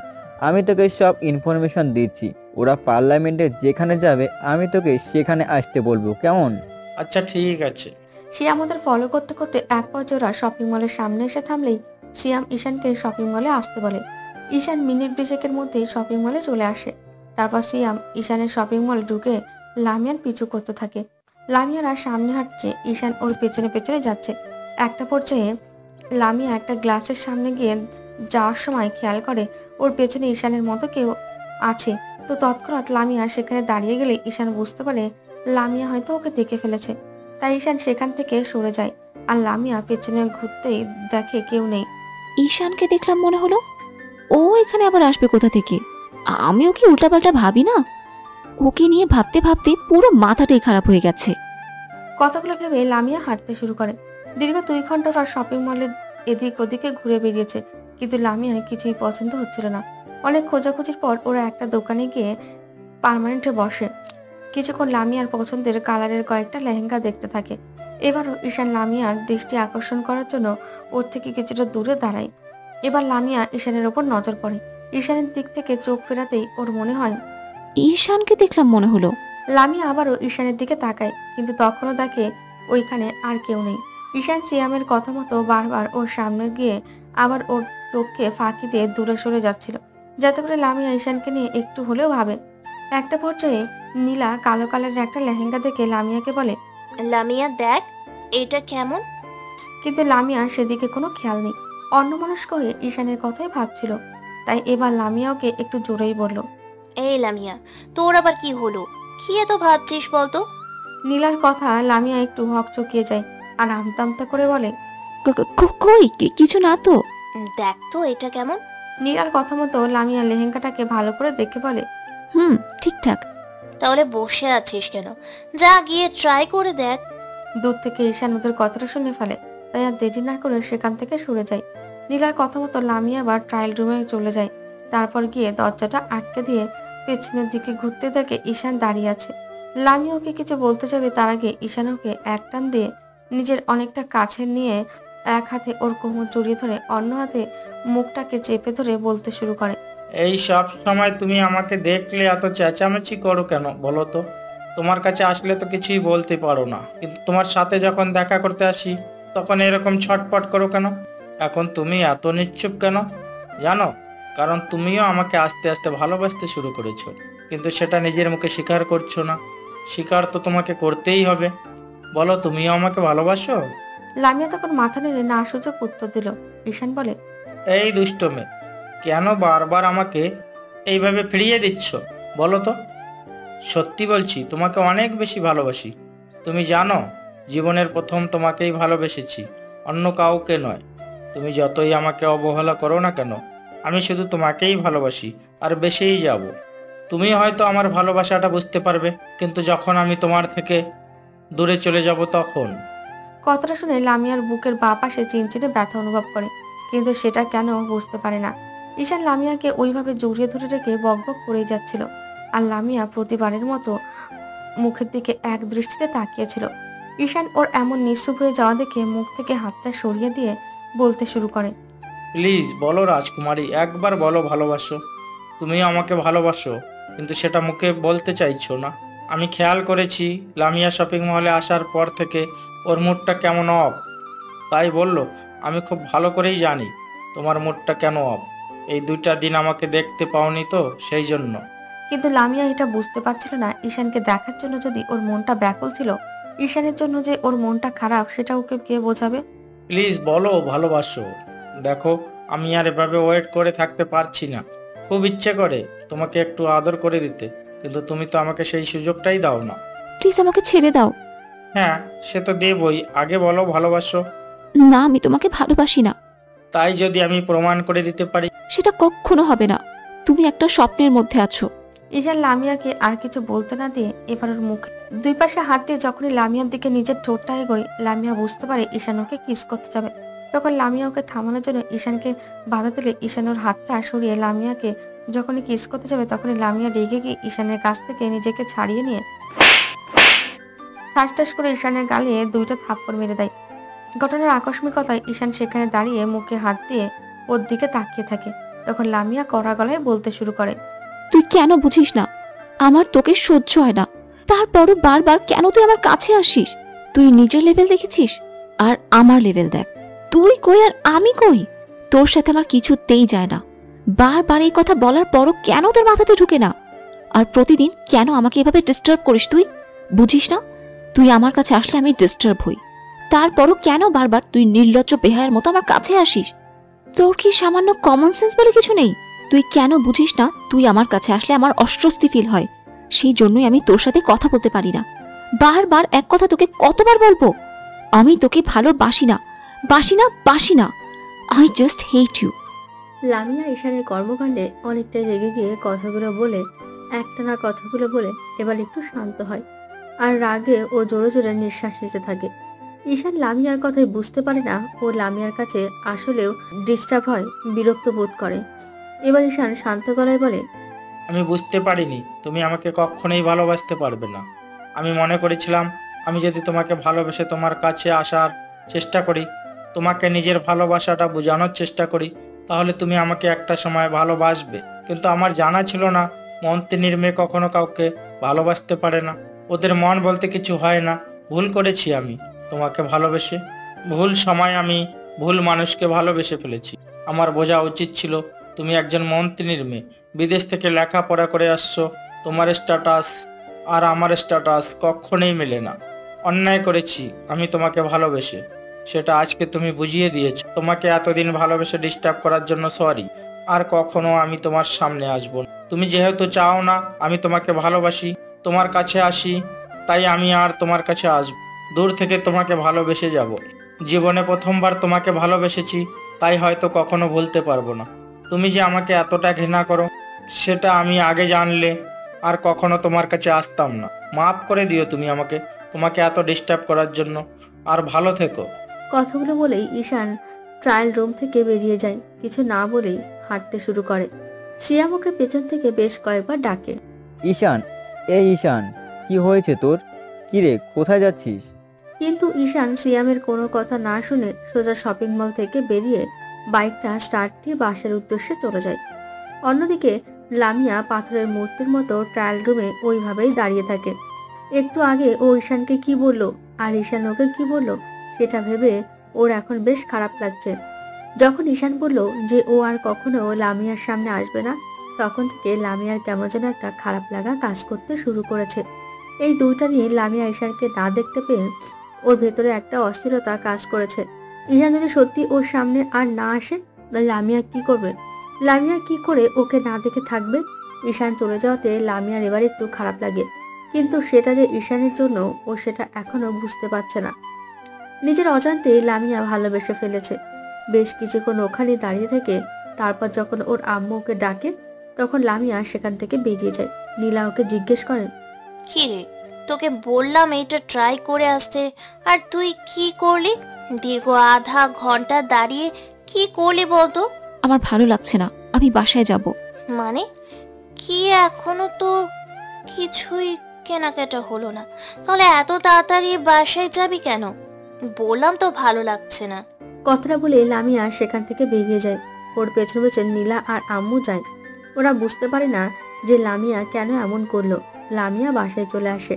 অন্যদিকে ঈশান বাসায় এসে তারপর রুমের দরজা বন্ধ করে দিয়ে বিছানায় শুয়ে পড়ে। বেশ কিছুক্ষণ লামিয়ার বলা কথাগুলো ভেবে নীরবে চোখের জল ফেলে। ঈশান জীবনে প্রথম কাউকে ভালোবেসেছে, আর সেটা হয়তো ভুল সময় ভুল মানুষকে। তাই ওর ভালোবাসাটা লামিয়া বুঝতে পারেনি। সেটা ভেবেই ঈশানের বেশ কষ্ট হচ্ছিল।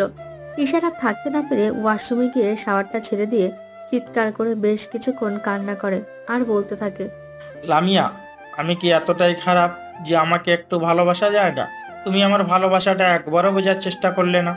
আমি কেন বারবার তোমার কাছে ছুটে যাই সেটা জানার চেষ্টা করলে না। আমাকে যখন এতই ঘৃণা করো, তাহলে প্রথম দিনে আমাকে বলে দিতে পারতে, আমি আর তোমার কাছে যেতাম না। আমি জানতাম কেউ কাউকে সত্যিকারে ভালোবাসলে সে অবশ্যই তাকে পায়, কিন্তু আজকে জানতে পারলাম আমার ধারণাটা ভুল। মন্ত্রীর মেয়ে কাউকে ভালোবাসতে পারে না। আমার মতো ছেলে তোমাকে ভালোবাসার যোগ্যই না। কথাগুলো বলতে বলতে ঈশান ওয়াশরুমের ফ্লোরে হাঁটু গেড়ে বসে পড়ে। অন্যদিকে লামিয়া বাসায় এসে তারপর নিজের রুমে চলে যায়। কিছুই ভালো লাগছিল না ওর, তাই ওয়াশরুমে গিয়ে বেশ কিছুক্ষণ চোখে মুখে পানি দিয়ে বাইরে বেরিয়ে এসে বিছানায় শুয়ে পড়ে। কিন্তু তবুও কেন যেন খারাপ লাগছিল। ও বুঝতে পারছিল ঈশানকে এই কথাগুলো বলা ঠিক হয়নি, কিন্তু রাগের মাথায় ও কথাগুলো বলে ফেলেছে। লামিয়া একটু বেশি রাগী, তাই কখন কি করে ফেলে সেটাও বুঝতে পারে না। কিন্তু রাগটা কমে গেলে বুঝতে পারে ও কি ভুল করেছে। শপিং মল থেকে বাসায় আসার পর লামিয়া ঈশানকে নিয়ে এতটা ভেবেছে যে ভাবতে ভাবতে ওর অন্যদিকে কোনো দিকে মন নেই। সারাটা দিন লামিয়া ঈশানের সাথে করা দুর্ব্যবহারের কথা ভেবেছে, আর ভেবেও একটা জিনিসই পেয়েছে, ও ঈশানকে ভালোবাসে। না হলে ওর জন্য এতটা খারাপ লাগতো না। আজকে ঈশানকে অপমান করে ও নিজের কাছে নিজেকে ছোট। এইটা আমি কি করলাম? যে ছেলেটা আমাকে এতটা ভালোবাসে তাকে আমি এইভাবে অপমান করে দূরে সরিয়ে দিলাম। রাগের মাথায় আমি এটা কি করলাম? ও যদি আমাকে সত্যিকারের ভালোই না বাসতো তাহলে শত অপমান আর অবহেলা সহ্য করে বারবার আমার কাছে আসতো না। আর আমি এটা কি করলাম? ওকে এভাবে কষ্ট দিলাম। সত্যিকারের ভালোবাসাটা আমি বুঝতেই পারলাম না। ঈশান আমাকে এত দিন ধরে ভালোবাসি কথাটা বারবার বলে যাচ্ছে, কিন্তু আমি বুঝতে পারলাম না। আমি ওকে একটু একটু করে ভালোবাসতে শুরু করেছি। হ্যাঁ, আমি ওকে ভালোবাসি, এখন সেটা হাড়ে হাড়ে টের পাচ্ছি। কিন্তু আগে কেন বুঝতে পারলাম না? যখন ও আমার কাছে ভালোবাসার কথা বলতে আসতো, ছেলেটাকে এতটা কষ্ট দিয়ে ফেললাম। আমি তো এটা করতে চাইনি, কেন জানি ঈশানকে বাধা দিতে গিয়ে হয়ে গেল। ঈশানকে কষ্ট দিয়েছে লামিয়া, সেটার জন্য অনুতপ্ত হচ্ছে। আর কখন যে ওর চোখের কোণ বেয়ে দুফোঁটা অশ্রু গড়িয়ে পড়ে সেটা বুঝতেই পারে না। লামিয়া চিৎকার করে বলতে ইচ্ছে করছিল, ঈশান, আমি ভুল করে তোমাকে দূরে সরিয়ে দিয়েছি, প্লিজ তুমি একটু বোঝার চেষ্টা করো। এখন আমিও তোমাকে অনেক ভালোবেসে ফেলেছি। ভুল করেছি আমি তোমাকে ফিরিয়ে দিয়ে। আমি বুঝতে পারিনি তুমি আমাকে এতটা ভালোবাসো। কথাগুলো ভাবতে ভাবতে লামিয়া ঘুমিয়ে পড়ে। অন্যদিকে দীর্ঘ 2 ঘন্টা শাওয়ার নেওয়ার পর ঈশান ওয়াশরুম থেকে বেরিয়ে আসে। তারপর রুমে এসে শুয়ে পড়ে। শুয়ে পড়তেই ওর ঘুম চলে আসে। বিকেলের দিকে ঘুম ভাঙতেই ওর শরীরটা কেমন যেন গরম গরম লাগছিল। তাই আর বুঝতে বাকি রইল না যে ওর জ্বর এসেছে। আসলে ঈশান বেশিক্ষণ ধরে গোসল করলে জ্বর আসবে, ছোটবেলা থেকে তেমনটাই হয়ে আসছে। দুপুরে ঈশান খেতে যায়নি, তাই আম্মুকে ডাকা এসে দেখে ঈশান ঘুমোচ্ছে, তাই আর আম্মু ওকে ডেকে তোলেনি। বিকেল হয়ে গেলেও ঈশান বাইরে যাচ্ছিল না দেখে আম্মু ওকে আবার ডাকতে ডাকতে রুমে ঢোকে। ঈশান আব্বু, কোথায় তুমি? দুপুরে লাঞ্চ করলে না, আর একবারও তো বাইরে বেরোলো না, কি হয়েছে তোমার? আম্মু কথাগুলো বলতে বলতে রুমে ঢুকে দেখে ঈশান এখনো শুয়ে আছে। একটা কম্বল গায়ে দিয়ে আম্মু ওর পাশে বসে আর বলতে শুরু করে, আব্বু, কি হয়েছে তোমার? তুমি এই অবেলায় শুয়ে আছো কেন বলো তো? না আম্মু, এমনি শরীরটা একটু খারাপ লাগছে তাই।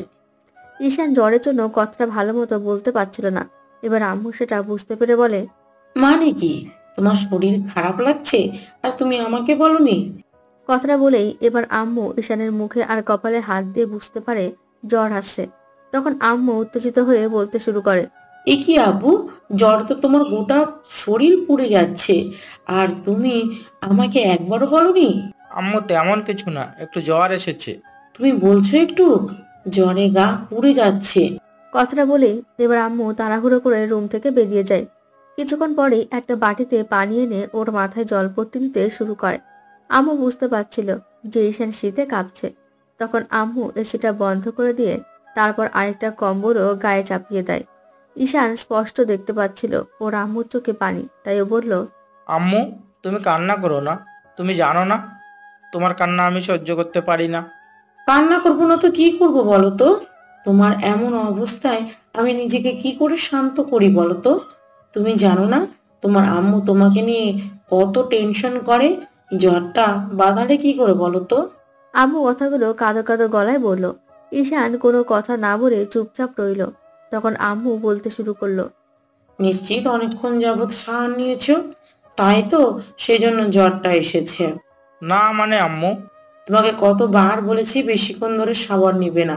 তুমি জানো না বেশিক্ষণ ধরে ভিজলে তোমার জ্বর সর্দি হয়? তারপরও তুমি আমার কোনো কথাই শোনো না। শরীরে কি অবস্থা হয়েছে দেখেছো? আম্মু তুমি শুধু শুধু টেনশন করছো, এই সামান্য জ্বরে আমার কিছুই হবে না। টেনশন করবো না তো কি করব বলো? তুমি আমাদের একমাত্র কলিজার টুকরো, তোমার এই অবস্থাতে নিজেকে কি করে শান্ত করি? আম্মু বললাম তো আমার কিছু হবে না, তুমি আমার পাশে আছো না, দেখো আমি ঠিক হয়ে যাব। একদম কথা বলবে না তুমি, তোমার উপর খুব রাগ হচ্ছে আমি জানো। আম্মু এবার উঠে যায়। রুম থেকে বের হতে গেলেই ঈশান জিজ্ঞেস করে, কি হলো আম্মু, তুমি আবার কোথায় যাচ্ছ? তোমার আব্বুকে ফোন করে ডাক্তার নিয়ে বাসায় আসতে বলবো। আম্মু এসবের কি দরকার? শুধু শুধু আব্বু টেনশন করবে আর অফিস ফেলে রেখে বাসায় চলে আসবে। টেনশন তোমার জন্য করবো না তো কার জন্য করবো বলো? এইসব তুমি বুঝবে না। তুমি যেদিন বাবা হবে সেদিন বুঝতে পারবে সন্তানের কিছু হলে আব্বু আম্মুর মনটা কেমন হয়। আম্মু ঈশানকে আর কিছু বলার সুযোগ না দিয়ে রুম থেকে বের হয়ে যায়। তারপর আব্বুকে ফোন করে সবটা বলতে আব্বু বলে, জ্বরটা কখন আসলো? আমি তো এইমাত্র বুঝতে পারলাম, আর তোমার ছেলে আমাকে বলেনি যে শরীরটা এতটা খারাপ। তুমি টেনশন করো না, আমি এক্ষুনি ডাক্তার নিয়ে আসছি। আব্বু কথাটা বলে ফোনটা কেটে দিয়ে তারপর কিছুক্ষণ পর ডক্টর নিয়ে বাসায় চলে আসে। ডাক্তার ঈশানকে ভালো করে দেখে কিছু ওষুধ দিয়ে যায়। তো 2-3 দিন যাবৎ ঈশান আর আড্ডা দিতে যায় না বলে সিয়াম ওকে ফোন করলেই ঈশান সিয়ামকে বলে, দোস্ত একটু অসুস্থ। কথাটা শুনে সিয়াম তৎক্ষণাৎ ঈশানের বাসায় আসে আর দেখে ঈশান অনেকটাই অসুস্থ। তখন সিয়াম বলতে শুরু করে, কলিজা, তোর এই অবস্থা তুই আমাকে আজকে জানাচ্ছিস? কি করে জ্বরটা বাঁধালি বলতো? ঈশান একটা দীর্ঘ নিঃশ্বাস ফেলে তারপর ওকে সবটা খুলে বলে। সবটা শোনা শেষে ঈশান নিশ্চুপ হয়ে যায়, মাথা নিচু করে রইল। আর সিয়াম ওকে কি বলবে সে ভাষা খুঁজে পাচ্ছে না। বেশ কিছুক্ষণ চুপ করে থেকে বলতে শুরু করলো, এই জন্যই সেদিন শপিং মল থেকে ওইভাবে কিছু না বলে বেরিয়ে আসলি, তাই তো? ঈশান আবারও একটা দীর্ঘ নিঃশ্বাস ফেলে বলে, সিয়াম বলল, তাহলে এখন কি করবি? আমি অনেক ভেবে চিন্তে ডিসিশন নিয়েছি, আমি আর লামিয়াকে ডিস্টার্ব করব না। ও তো আমাকে ভালোই বাসে না, আর চাই না আমি ওর কাছে যাই। আমি ওর কাছে গেলে ও বিরক্ত বোধ করে, সেজন্য আমি আর ওর কাছে গিয়ে ওকে বিরক্ত করতে চাই না। আমি কারো মন খারাপের কারণ হতে চাই না। এতে যদি ও ভালো থাকতে পারে আমার কোনো সমস্যা নেই। কিন্তু তুই তো ওকে ভালোবাসিস, ওকে না দেখে ওর কাছে না গিয়ে থাকতে পারবি? কি করে থাকবি তুই? আমি ওকে অনেক ভালোবাসি। ভালোবাসা মানে যে পূর্ণতা পেতে হবে তা কিন্তু নয়। সব সময় পাওয়ার নামেই কিন্তু ভালোবাসা হয় না। ভালোবাসার মানুষটা সুখে থাকবে এটা দেখে সারাটা জীবন কাটিয়ে দেওয়ার নামও কিন্তু ভালোবাসা। জীবনে প্রথমবার ওকেই ভালোবেসেছি, তাই ওকে কখনো ভুলতে পারবো না। এতে লামিয়া আমাকে ভালোবাসুক আর নাই বাসুক, আমি ওকে সারাটা জীবন ভালোবেসে যাব। এই মনে আর দ্বিতীয়বার কাউকে জায়গা দেওয়া কোনোভাবেই সম্ভব না। ঈশানের কথা শুনে সিয়াম কিছু বলার মতো ভাষা খুঁজে পায় না। তারপর বেশ কিছুক্ষণ ওর সাথে কথা বলে সিয়াম চলে যায়। ঈশান 5-6টা দিনের মধ্যে সুস্থ হয়ে যায়। তাই আবারও সে আগের মতো স্বাভাবিক লাইফে ফেরার চেষ্টা করে। কিন্তু লামিয়াকে ভোলা স্বাভাবিক লাইফের কোনোভাবেই ফেরাটা সম্ভব হচ্ছিল না।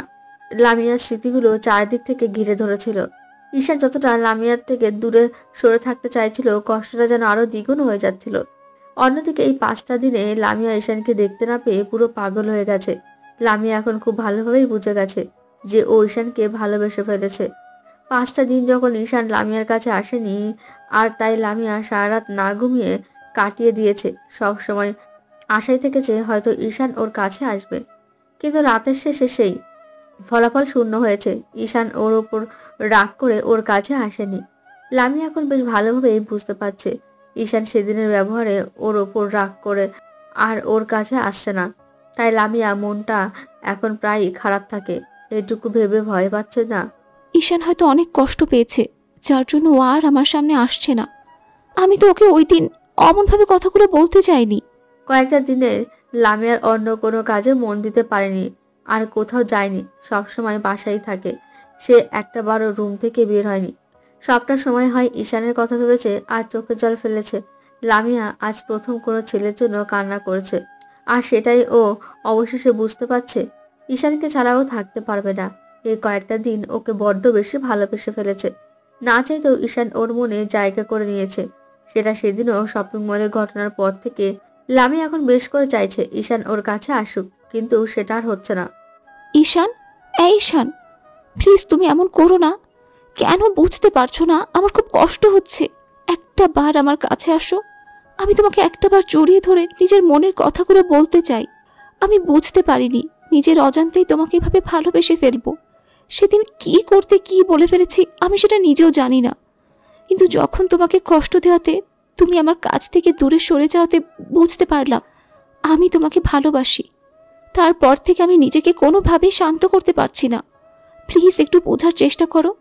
আমি তোমাকে ছাড়া থাকতে পারছি না। একটা বার আমার কাছে আসো। কেন তুমি বুঝতে পারছো না? তোমার রাজকুমারীর কষ্ট হচ্ছে। আমাকে কষ্ট দিয়ে কি তুমি নিজে ভালো আছো? তুমিও তো খুব কষ্টে আছো। তাহলে কি করে পারছো তোমার রাজকুমারীকে ছেড়ে দূরে থাকতে? একটা বার আমার কাছে আসো প্লিজ ঈশান। লামিয়া কথাগুলো বলছিল আর ফুপিয়ে ফুপিয়ে কান্না করছিল। সেদিন রাতটাও লামিয়ার নির্ঘুমভাবে কেটে যায়। পরদিন লামিয়া মনটা এতটাই অস্থির ছিল, তাই ঈশানকে না দেখে থাকতে পারছিল না।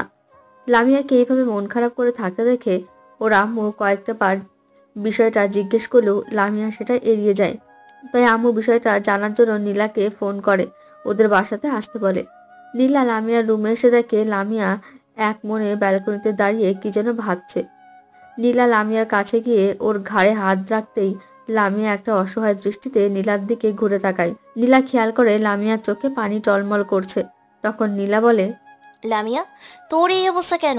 তুই নাকি গত 5 দিন যাবৎ রুম থেকে বের হোস না, কি হয়েছে বলতো? নীলা একের পর এক প্রশ্ন লামিয়াকে করে যাচ্ছে, কিন্তু লামিয়া কোনো কথাই বলছে না। নীলা লামিয়াকে যতবারই প্রশ্নগুলো করছে, লামিয়ার কষ্টটা যেন বেড়ে যাচ্ছে, দ্বিগুণ হয়ে যাচ্ছে। এবার নীলা আর কিছু বলতে যায়, হঠাৎ করে নীলাকে শক্ত করে জড়িয়ে ধরে কান্না করে দেয়। নীলা তখন লামিয়ার মাথায় হাত বুলিয়ে দিতে দিতে বলে, লামিয়া, কি হয়েছে তোর? প্লিজ বল আমাকে, এভাবে কান্না করছিস কেন? প্লিজ আমাকে বলো, আর একটু শান্ত হ। কিন্তু লামিয়া নিজেকে কিছুতেই শান্ত করতে পারছিল না। 10 মিনিট লামিয়া নীলাকে ওইভাবে জড়িয়ে ধরে কান্না করলো। তারপর কান্না করতে করতে নীলাকে সবটা খুলে বললেই সব শুনে নীলা ওকে কি বলবে সেটা বুঝতে পারছিল না। নীলা চুপ করে থাকাতে লামিয়া কান্না করতে করতে বলল, নীলা, আমি ঈশানকে ছাড়া থাকতে পারবো না। এই 5টা দিনে বুঝতে পেরেছি ও আমার লাইফের একটা পার্ট। ওকে আমার জীবনে কতটা প্রয়োজন আমি কিচ্ছু জানি না। আমি ওকে ছাড়া বাঁচবো না। আমার ওকে খুব করে চাই। 5টা দিন আমি ওকে দেখতে না পেয়ে কতটা কষ্টে আছি সেটা শুধু আমি জানি। প্লিজ তুই ওকে আমার কাছে এনে দে। আমি ওর কাছে একটা বার মাফ চেয়ে নিজের মনের কথাগুলো বলবো। তাহলে হয়তো ঈশান আমাকে মাফ করে দিয়ে নিজের বুকে টেনে নিবে। আমি বুঝতে পারিনি ওই দিন ঈশানকে আমি কষ্ট দিয়ে ফেলবো। ছেলেটা আমাকে বড্ড ভালোবাসে, আর আমি কিনা ওকে এভাবে কষ্ট দিলাম। প্লিজ নীলা, তুই কিছু একটা কর। আমি ওকে ছাড়া কিন্তু মরেই যাব। এই কথাগুলো তুই আজকে আমাকে বলছিস? আগেই তো বলতে পারতিস। ঠিক আছে, তুই একটু শান্ত হ, আমি দেখছি কি করা যায়। আচ্ছা, ভাই আর কোন নাম্বার বা ঠিকানা তোর কাছে আছে? না, আমার কাছে কোনো কিছুই নেই। ও প্রত্যেকদিন আমার সাথে দেখা করতে আসতো, কিন্তু এখন একটাবার আমার সাথে দেখা করতে আসে না। আমার বাসার সামনেও আসে না। আমি কি করব কিছু বুঝতে পারছি না। প্লিজ নীলা, তুই কিছু একটা কর। আমি আরেকটা দিন ওকে না দেখতে পেলে হয়তো মরেই যাব। কি সব আজে বাজে কথা বলছিস? আমি তো বললাম আমি দেখছি কি করা যায়, তুই একটু শান্ত হ। নীলা কোনো রকমে লামিয়াকে একটু শান্ত করতে পারে। তারপর ওর মনটা ভালো করার জন্য ওকে নিয়ে বাইরে যায়। যদিও লামিয়া যেতে চাইছিল না, কিন্তু নীলার জোরাজুরিতে যেতে বাধ্য হয়। অন্যদিকে ঈশান ওর ফ্রেন্ডের সাথে একটা রেস্টুরেন্টে এসেছে। ঠিক একইভাবে সিয়াম ঈশানকে জোর করে আজকে বাসা থেকে নিয়ে এসেছে, যাতে ওর মনটা একটু ভালো হয়। অনেকদিন পর ওরা স্কুল লাইফের সব ফ্রেন্ডসগুলো একসাথে হয়েছে, তাই রেস্টুরেন্টে বসে ওরা জমিয়ে আড্ডা দিচ্ছিল। কিন্তু ঈশানের মনটা আর তেমন ভালো না। কিসের জন্য ভালো না সেটা একমাত্র সিয়াম বুঝতে পারছিল। সবাই কথা বললেও ঈশান কোনো কথাই বলছিল না। এর মধ্যে লামিয়া আর নীলা ঠিক একই রেস্টুরেন্টে ঢোকে। রেস্টুরেন্টে ঢোকার পর লামিয়া খেয়াল করলো ওর থেকে কিছুটা দূরে ঈশান বসে আছে। ঈশানকে দেখার পর লামিয়া যেন নিজের মধ্যে প্রাণ ফিরে পায়। তৎক্ষণাৎ ও দৌড়ে ঈশানের সামনে যায়। লামিয়া ঈশানের কাছে যেতেই ঈশান ওর দিকে তাকায়, তারপর চোখটা নামিয়ে নেয়। তখন লামিয়া ঈশানকে প্রশ্ন করতে থাকে, ঈশান, ঈশান, এতদিন কোথায় ছিলে তুমি? 5টা দিন তুমি আমার কাছে আসোনি কেন বলো তো? তুমি জানো তোমাকে না দেখতে পেয়ে আমার কতটা কষ্ট হয়েছে? কি হলো, কথা বলছো না যে? আর এই কয়েকটা দিন তুমি কোথায় ছিলে? ঈশান কোনো কথাই বলছিল না, আর লামিয়া ওকে একের পর এক প্রশ্ন করে যাচ্ছিল। ঈশানের ফ্রেন্ডসগুলো ওদের দিকে অবাক হয়ে তাকিয়ে আছে। আর থাকবে নাই বা কেন, স্বয়ং প্রধানমন্ত্রীর মেয়ে এইসব কথা বললে তাকিয়ে থাকারই কথা। প্লিজ ঈশান, আমার সাথে একটু কথা বলো। এইভাবে চুপ করে থেকো না। আমি জানি তুমি আমার উপর রাগ করে আছো। কি করব বলো? আমি তখন বুঝতে পারিনি তুমি আমার কথা এতটা কষ্ট পাবে। আমি তোমাকে নিজের অজান্তেই ভালোবেসে ফেলেছি, কিন্তু যখন বুঝতে পারলাম তখন তুমি আমার থেকে দূরে চলে গেছো। প্লিজ ঈশান, তুমি আমাকে মাফ করে দাও। একটা বার নিজের করে নাও। দেখো, আমি আর কখনো ভুল করব না, আর তোমাকে দ্বিতীয়বার কোনো অভিযোগ করার সুযোগই দেব না। ঘটনাটা কি ঘটেছে ঈশানের বুঝতে বাকি নেই। ঈশানের আর কোনো ফ্রেন্ড সেটা না বুঝলেও সিয়াম বুঝে গেছে। ঈশানের ফ্রেন্ডগুলো একবার লামিয়ার দিকে তাকাচ্ছে তো একবার ঈশানের দিকে তাকাচ্ছে, কিন্তু ও কোনো কথা না বলে নিচের দিকে তাকিয়ে আছে।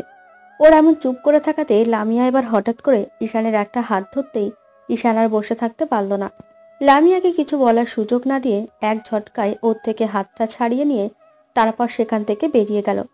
সিয়াম ওকে পেছন থেকে কয়েকবার ডাকলেও ঈশান সেখানে দাঁড়ালো না। নীলা লামিয়ার কর্মকাণ্ডে বুঝতে পারে এটা ঈশান। তখন নীলা ওর কাছে আসতেই লামিয়া আবারও নীলাকে জড়িয়ে ধরে কান্না করতে শুরু করলো। নীলা লামিয়াকে কি বলবে বুঝতে পারছে না। লামিয়া কান্না করছে আর বলছে, নীলা তুই দেখেছিস ও আমার উপর কতটা রেগে আছে? আমি তো চাইনি ওকে সেদিন ওইভাবে অপমান করে দূরে সরিয়ে দিতে, না চাইতেও হয়ে গেছে। কি করে বুঝবো আমি ওকে এতটা ভালোবেসে ফেলবে? তাহলে কখনোই ওকে এভাবে কষ্ট দিতাম না। প্লিজ নীলা তুই কিছু কর। তুই কান্না করিস না, আমি দেখছি কি করা চাই। ঈশান চলে যেতেই ওর ফ্রেন্ডগুলো চলে যেতে গেলে তখনই নীলা সিয়ামকে উদ্দেশ্য করে বলে, এক্সকিউজ মি ভাইয়া, একটু শুনবেন? জি বলেন। আপনি মনে হয় ঈশান ভাইয়ার ফ্রেন্ড, অ্যাম আই রাইট? জি। কিছু যদি মনে না করেন তাহলে ওনার নাম্বারটা যদি দিতেন তাহলে লামিয়ার সাথে ভাইয়ের একটু যোগাযোগ করিয়ে দিতাম। আসলে আপনি তো ওর ফ্রেন্ড, আপনি বোধ হয় ওদের এই বিষয়টা জানেন। তাই প্লিজ ভাইয়া ভাইয়ার কন্ট্যাক্ট নাম্বারটা একটু দেন।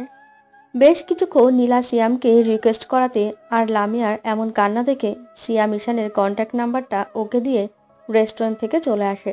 তারপর নীলা লামিয়াকে বাসায় পৌঁছে দেয়। লামিয়া রুমে যেতেই ওর মনে পড়ে ঈশানের নাম্বারটার কথা, তাই ও তৎক্ষণাৎ ঈশানকে ফোন দেয়। কিন্তু ঈশান ফোনটা ধরছিল না। আজকে লামিয়াকে এইভাবে কান্না করতে দেখে ঈশানের বুকের বাপাসটা দুমড়ে মুচড়ে যাচ্ছিল। তাই ও বাসায় এসে ভাবছিল লামিয়ার সাথে কি ওর এমনটা করা ঠিক হয়েছে কিনা। আবারও পরক্ষণেই ভাবে, এটাই করা ঠিক হয়েছে। ও তো চায় না আমি ওর কাছে যাই, তাহলে এখন কেন আবার এভাবে নতুন করে নাটক করছে? অপমানটা করা কি কম হয়ে গেছে? সেটাই হবে হয়তো। তাই পাবলিক প্লেসে সবার সামনে অপমান করতে চেয়েছিল, কিন্তু আমি আর ওকে সেই সুযোগটা দেব না। ঈশান কথাগুলো ভাবছিল, এর মাঝে ওর ফোনটা বেজে ওঠে। কিন্তু ঈশানের সেদিকে খেয়াল নেই। বেশ কয়েকবার বাজতেই ফোনটা হাতে নেয়। তারপর আননোন নাম্বার দেখে কেটে দিতে দেয়। আর লামিয়া বারবার ওকে একের পর এক ফোন দিচ্ছিল, তাই এবার ঈশান রাগে ফোনটা অফ করে দেয়। তারপর লামিয়ার কথা ভাবতে ভাবতে ঘুমিয়ে পড়ে। আর লামিয়া ঈশানের জন্য কান্না করতে থাকে। ঈশান ওকে এমনভাবে ইগনোর করাতে লামিয়ার কষ্টটা বেড়ে দ্বিগুণ হয়ে গেছে। দিনটা শেষ হয়ে রাত আসে। তারপর ডিনারের সময় লামিয়ার আম্মু ওকে জোর করে একটু খাইয়ে দিয়ে যায়। অন্যদিকে ঈশান ভাবছিল আর কয়েকটা দিন আছে, তারপর আবার ক্যাম্পে ফিরে যেতে হবে। দিনগুলো কিভাবে ফুরিয়ে গেল সেটা বুঝতেই পারেনি। লামিয়ার পেছনে সময় দিতে গিয়ে দিনগুলো অনেক তাড়াতাড়ি কেটে গেছে। ঈশানের এবার মনে পড়ে ওর ফোনের কথা। ফোনটা বন্ধ করার আগে একটা আননোন নাম্বার থেকে বারবার ফোন আসছিল। কেউ তো বিপদে পড়েও নক করতে পারে। কথাটা ভেবে ঈশান ফোনটা অন করে। অন করতেই ও খেয়াল করে 110-এর ওপর মেসেজ, 200+ মিসড কল। তো যেটাতে ঈশান বেশ অবাক হয়, কারণ আননোন নাম্বার থেকে এত কল মেসেজ আসার কথা না। ঈশান আর কিছু বুঝে ওঠার আগেই আবারও সেই একই নাম্বার থেকে ফোন আসে। ঈশান ভাবে হয়তো কোনো সমস্যা আসে, সেজন্য এইভাবে ফোন করছে। তাই তৎক্ষণাৎ ফোনটা রিসিভ করে কানে নিয়ে বলতে শুরু করে, হ্যালো, কে বলছেন? ঈশানের কণ্ঠটা শুনে লামিয়ার ভেতরে একটা স্বস্তির নিঃশ্বাস আসে। ও কিছু বলতে পারছিল না, শুধু কান্না করছিল। ঈশান বুঝতে পারে ফোনের ওপাশ থেকে কেউ কান্না করছে। তাই ঈশান এবার বলতে শুরু করে, কে আপনি? আর কান্না করছেন কেন? প্লিজ কান্না করবেন না, কথা বলুন। কান্না করার কারণে লামিয়া কথা বলতে পারছিল না। ঈশান যতই কান্না করতে বারণ করছিল, লামিয়া আরো ফুপিয়ে ফুপিয়ে কান্না করছিল, যেটাতে ঈশান বেশ বিরক্ত বোধ করে। তাই বলে, দেখুন, আপনি কথা বললে বলুন, না হলে ফোনটা আমি রেখে দিচ্ছি। এই না প্লিজ ঈশান, ফোনটা কেটো না। আমি তোমার লামিয়া, প্লিজ আমার সাথে একটু কথা বলো। ও আপনি কেন ফোন দিয়েছেন? অপমানটা করা কম হয়ে গেছে? প্লিজ ঈশান এইভাবে বলো না। আমি জানি তুমি আমার উপর অনেক রাগ করে আছো। একটু বোঝার চেষ্টা করো। আমি তোমার সাথে সেদিন ওভাবে বিহেভ করতে চাইনি, কিন্তু না চাইতেও হয়ে গেছে। প্লিজ তুমি আমাকে একটা বার মাফ করে দাও। একটা বার আমার কাছে আসো, আমি তোমাকে একটা বার দেখতে চাই। প্লিজ একটা বার আমার সাথে দেখা করো। দেখুন, সেটা কখনো সম্ভব নয়। আর আপনি নিজেই চান না আমি আপনার কাছে যাই, সেজন্য আমি আপনার কাছে যাওয়া বাদ দিয়ে দিয়েছি। আর তাছাড়া আপনার সাথে আমার কোনোভাবেই যায় না। আমি জানি তুমি আমার উপর ওই কথাগুলোর জন্য রেগে আছো। দেখো আমি কথাগুলো মন থেকে বলিনি। প্লিজ একটা বার আমার কাছে আসো, আমি তোমাকে নিজের মনের কথাগুলো খুলে বলতে চাই। প্লিজ একটা বার তোমাকে ভালোবাসার সুযোগ দাও। তোমার এই কয়েকদিনের অনুপস্থিতিতে আমি বুঝতে পেরেছি আমি তোমাকে কতটা ভালোবাসি। তোমাকে ছাড়া থাকতে পারবো না। প্লিজ আমার সাথে এমনটা করো না। আমি কিন্তু মরে যাব। তোমাকে না পেলে আমি সত্যিই মরে যাব। দেখুন ম্যাডাম, এসব সেন্টিমেন্টাল কথা বলে আপনি আমার মনটা গলাতে পারবেন না। তাই ভালো হয় ফোনটা রেখে দিলে। আপনি আর আমাকে কখনো ফোন দেবেন না। আপনি আপনার লেভেলের কাউকে খুঁজে নিন। ফোনটা কাটার আগে একটা কথা শুনে রাখো, তুমি যদি এক্ষুনি আমার কাছে না আসো আমি কিন্তু উল্টাপাল্টা কিছু একটা করে ফেলবো। আমি আধা ঘন্টা সময় দিচ্ছি তোমাকে। এর মধ্যে যদি তুমি আমার সাথে দেখা না করো তাহলে আধা ঘন্টা পর অনেক ভালো একটা খবর শুনতে পারবে, যেটা তোমার জীবনের সবচেয়ে বড় সারপ্রাইজ হবে। বলা শেষ হতেই লামিয়া ফোনটা কেটে দিয়ে তারপর বালিশে মুখ গুজে কান্না করতে থাকে। আর অন্যদিকে ঈশান ভাবতে শুরু করে, লামিয়া এসব কি বলল? ও কি আমাকে সত্যি ভালোবাসে, নাকি এটা ওর অভিনয়? না না, এটা কি করে অভিনয় হতে পারে? না, আজকে রেস্টুরেন্টে আমি ওর চোখে আমার জন্য ভালোবাসা দেখেছি। ও যদি সত্যি কিছু একটা করে ফেলে তাহলে আমি নিজেকে কখনোই ক্ষমা করতে পারবো না। কথাগুলো ভেবে ঈশানের বুকের ভেতর অনেকটা কেঁপে ওঠে আর অজানা একটা ভয় কাজ করতে থাকে। লামিয়া যদি সত্যি কিছু একটা করে ফেলে, সে কথা ভেবেই ঈশান আর বসে থাকতে পারে না। তৎক্ষণাৎ বাসা থেকে বের হয়ে যায়। 20 মিনিটের মধ্যে লামিয়ার বাসার সামনে চলে আসে। তারপর ঠিক আগের মতোই ব্যালকনি দিয়ে ওর রুমে প্রবেশ করে। ঈশান ব্যালকনিতে আসতেই বুঝতে পারে লামিয়া কান্না করেছে। রুমে ঢুকে দেখে লামিয়া বালিশে মুখ গুজে ফুপিয়ে কান্না করছে। ঈশান এবার ওর থেকে কিছুটা দূরে দাঁড়িয়ে ওকে ডাকে, লামিয়া, এই লামিয়া। কথাটা বলতেই এবার লামিয়া কান্না থামিয়ে দিয়ে ঈশানের দিকে তাকায়। ঈশানকে দেখে ওর দেহে প্রাণ ফিরে পায়। তৎক্ষণাৎ লামিয়া দৌড়ে গিয়ে ঈশানের বুকে ঝাঁপিয়ে পড়ে আর শক্ত করে জড়িয়ে ধরে। ঈশানও এমনভাবে আষ্টেপৃষ্টে জড়িয়ে ধরে যেটাতে মনে হচ্ছিল লামিয়া ঈশানের বুকের মধ্যে ঢুকে যাবে। লামিয়া ঈশানের বুকে মুখ গুজে দিয়ে কান্না করতে করতে বলে, আম সরি ঈশান, আমি বুঝতে পারিনি সেদিন তোমাকে ওভাবে কথাগুলো বলে ফেলবো, যার জন্য তুমি এত কষ্ট পাবে। প্লিজ তুমি আমাকে মাফ করে দাও। আমি বুঝতে পারিনি আমি তোমাকে এতটা ভালোবেসে ফেলবো। আমি কয়টা দিনেই বুঝতে পেরেছি আমি তোমাকে ছাড়া থাকতে পারবো না। প্লিজ তুমি একটাবার আমাকে নিজের বুকের সাথে জড়িয়ে নাও। লামিয়া কান্না করার জন্য কথাগুলো ভালোভাবে বলতে পারছিল না। ঈশানেরও লামিয়ার কান্নাটা দেখে ভেতরটা দুমড়ে মুচড়ে যাচ্ছিল। তাই আর থাকতে না পেরে 2 হাতে লামিয়াকে শক্ত করে জড়িয়ে ধরে বলে, এই রাজকুমারী, কান্না করো না প্লিজ, একটু কান্না থামাও। আমি তো তোমার কাছে এসেছি, প্লিজ একটু কান্না থামাও। এভাবে কান্না করলে আমার খুব কষ্ট, প্লিজ একটু কান্না থামাও।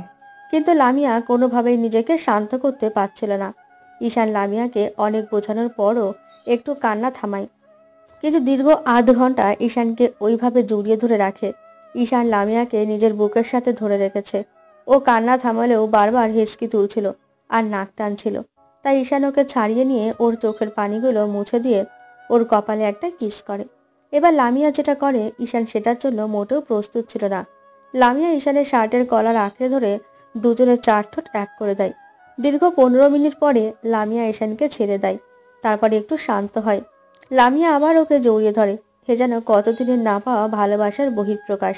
প্লিজ ঈশান, তুমি আমাকে কখনো ছেড়ে যেও না। আমি তোমাকে ছাড়া বাঁচতে পারবো না। এই পাগলি, এসব উল্টাপাল্টা কি কথা বলবো? হ্যাঁ, ছেড়ে যাওয়ার জন্য তো তোমাকে ভালোবাসিনি। ঈশান লামিয়া দুজনেই আজকে অনেক হ্যাপি। দুজন দুজনকে ভালোবেসে নিজের কাছে টেনে নিয়ে শুরু হয় ওদের ভালোবাসার শুভারম্ভ। এভাবেই কাটছে ওদের দিন। আর ঈশান প্রতিদিন রাতে লামিয়ার সাথে ওর বাসায় এসে দেখা করে। তাছাড়া তো সময়ে অসময়ে হয় পার্কে, না হয় রেস্টুরেন্টে, হয়তোবা রোমান্টিক প্লেসে দেখা করে। দেখতে দেখতে ঈশানের যাবার দিনটা চলে আসে। আর এর মাঝে ওদের হাইকমান্ডের ফোন এসেছে। উনি ঈশানকে ক্যাম্পে ফিরে যাওয়ার জন্য বলেছে। সবকিছু গোছগাছ করে শেষ একটু পর ঈশান বেরিয়ে পড়বে। তাই যাওয়ার আগে ওর রাজকুমারীর সাথে দেখা করতে এসেছে। কিন্তু লামিয়া যখন থেকে শুনেছে ঈশান আবার ক্যাম্পে ফিরে যাবে, তখন থেকে লামিয়ার মনটা বেশ খারাপ। তাই ওকে বারবার যেতে বারণ করছে। কিন্তু ঈশানের কিছু করার নেই, ও যেতে বাধ্য। লামিয়া পার্কে এসে দাঁড়িয়ে আছে। ঈশান ওর পাশে দাঁড়ায়। কিছুক্ষণ দুজনে নীরবতা পালন করে। ঈশান বেশ বুঝতে পারছে লামিয়ার মনটা অনেকটা খারাপ। ও কথা বলছে না দেখে ঈশান বলতে শুরু করে, রাজকুমারী, আমাকে আজকে দুপুরে চলে যেতে হবে। কথাটা বলতেই লামিয়া একটা অসহায় দৃষ্টিতে ওর দিকে তাকায়। ঈশান দেখে লামিয়ার চোখ দুটো পানিতে টলমল করছে। ঈশান ওকে আর কিছু বলে ওঠার আগেই লামিয়া ঈশানকে আষ্টে পৃষ্ঠে জড়িয়ে ধরে কান্না করে দেয়। ঈশানের লামিয়ার কান্নাটা সহ্য হয় না, তারপরে ওকে শান্ত করার জন্য বলে, এই পাগলি, তুমি জানো না আমার রাজকুমারী এভাবে কান্না করলে আমার খুব খারাপ লাগে। তারপরও কেন তুমি এভাবে কান্না করো বলো তো? আমি তো বলেছি আমি খুব তাড়াতাড়ি ফিরে আসবো তোমার কাছে। প্লিজ ঈশান, তুমি আমাকে এভাবে একা রেখে যেও না। আমি তোমাকে ছাড়া থাকতে পারবো না। রাজকুমারী, আমার কি তোমাকে ছেড়ে থাকতে কষ্ট হবে না বলো? অনেক কষ্ট হবে, তারপরও কিছু করার নেই। তুমি তো জানো চাইলেও আমি তোমার কাছে থাকতে পারবো না, আমার যে যেতেই হবে।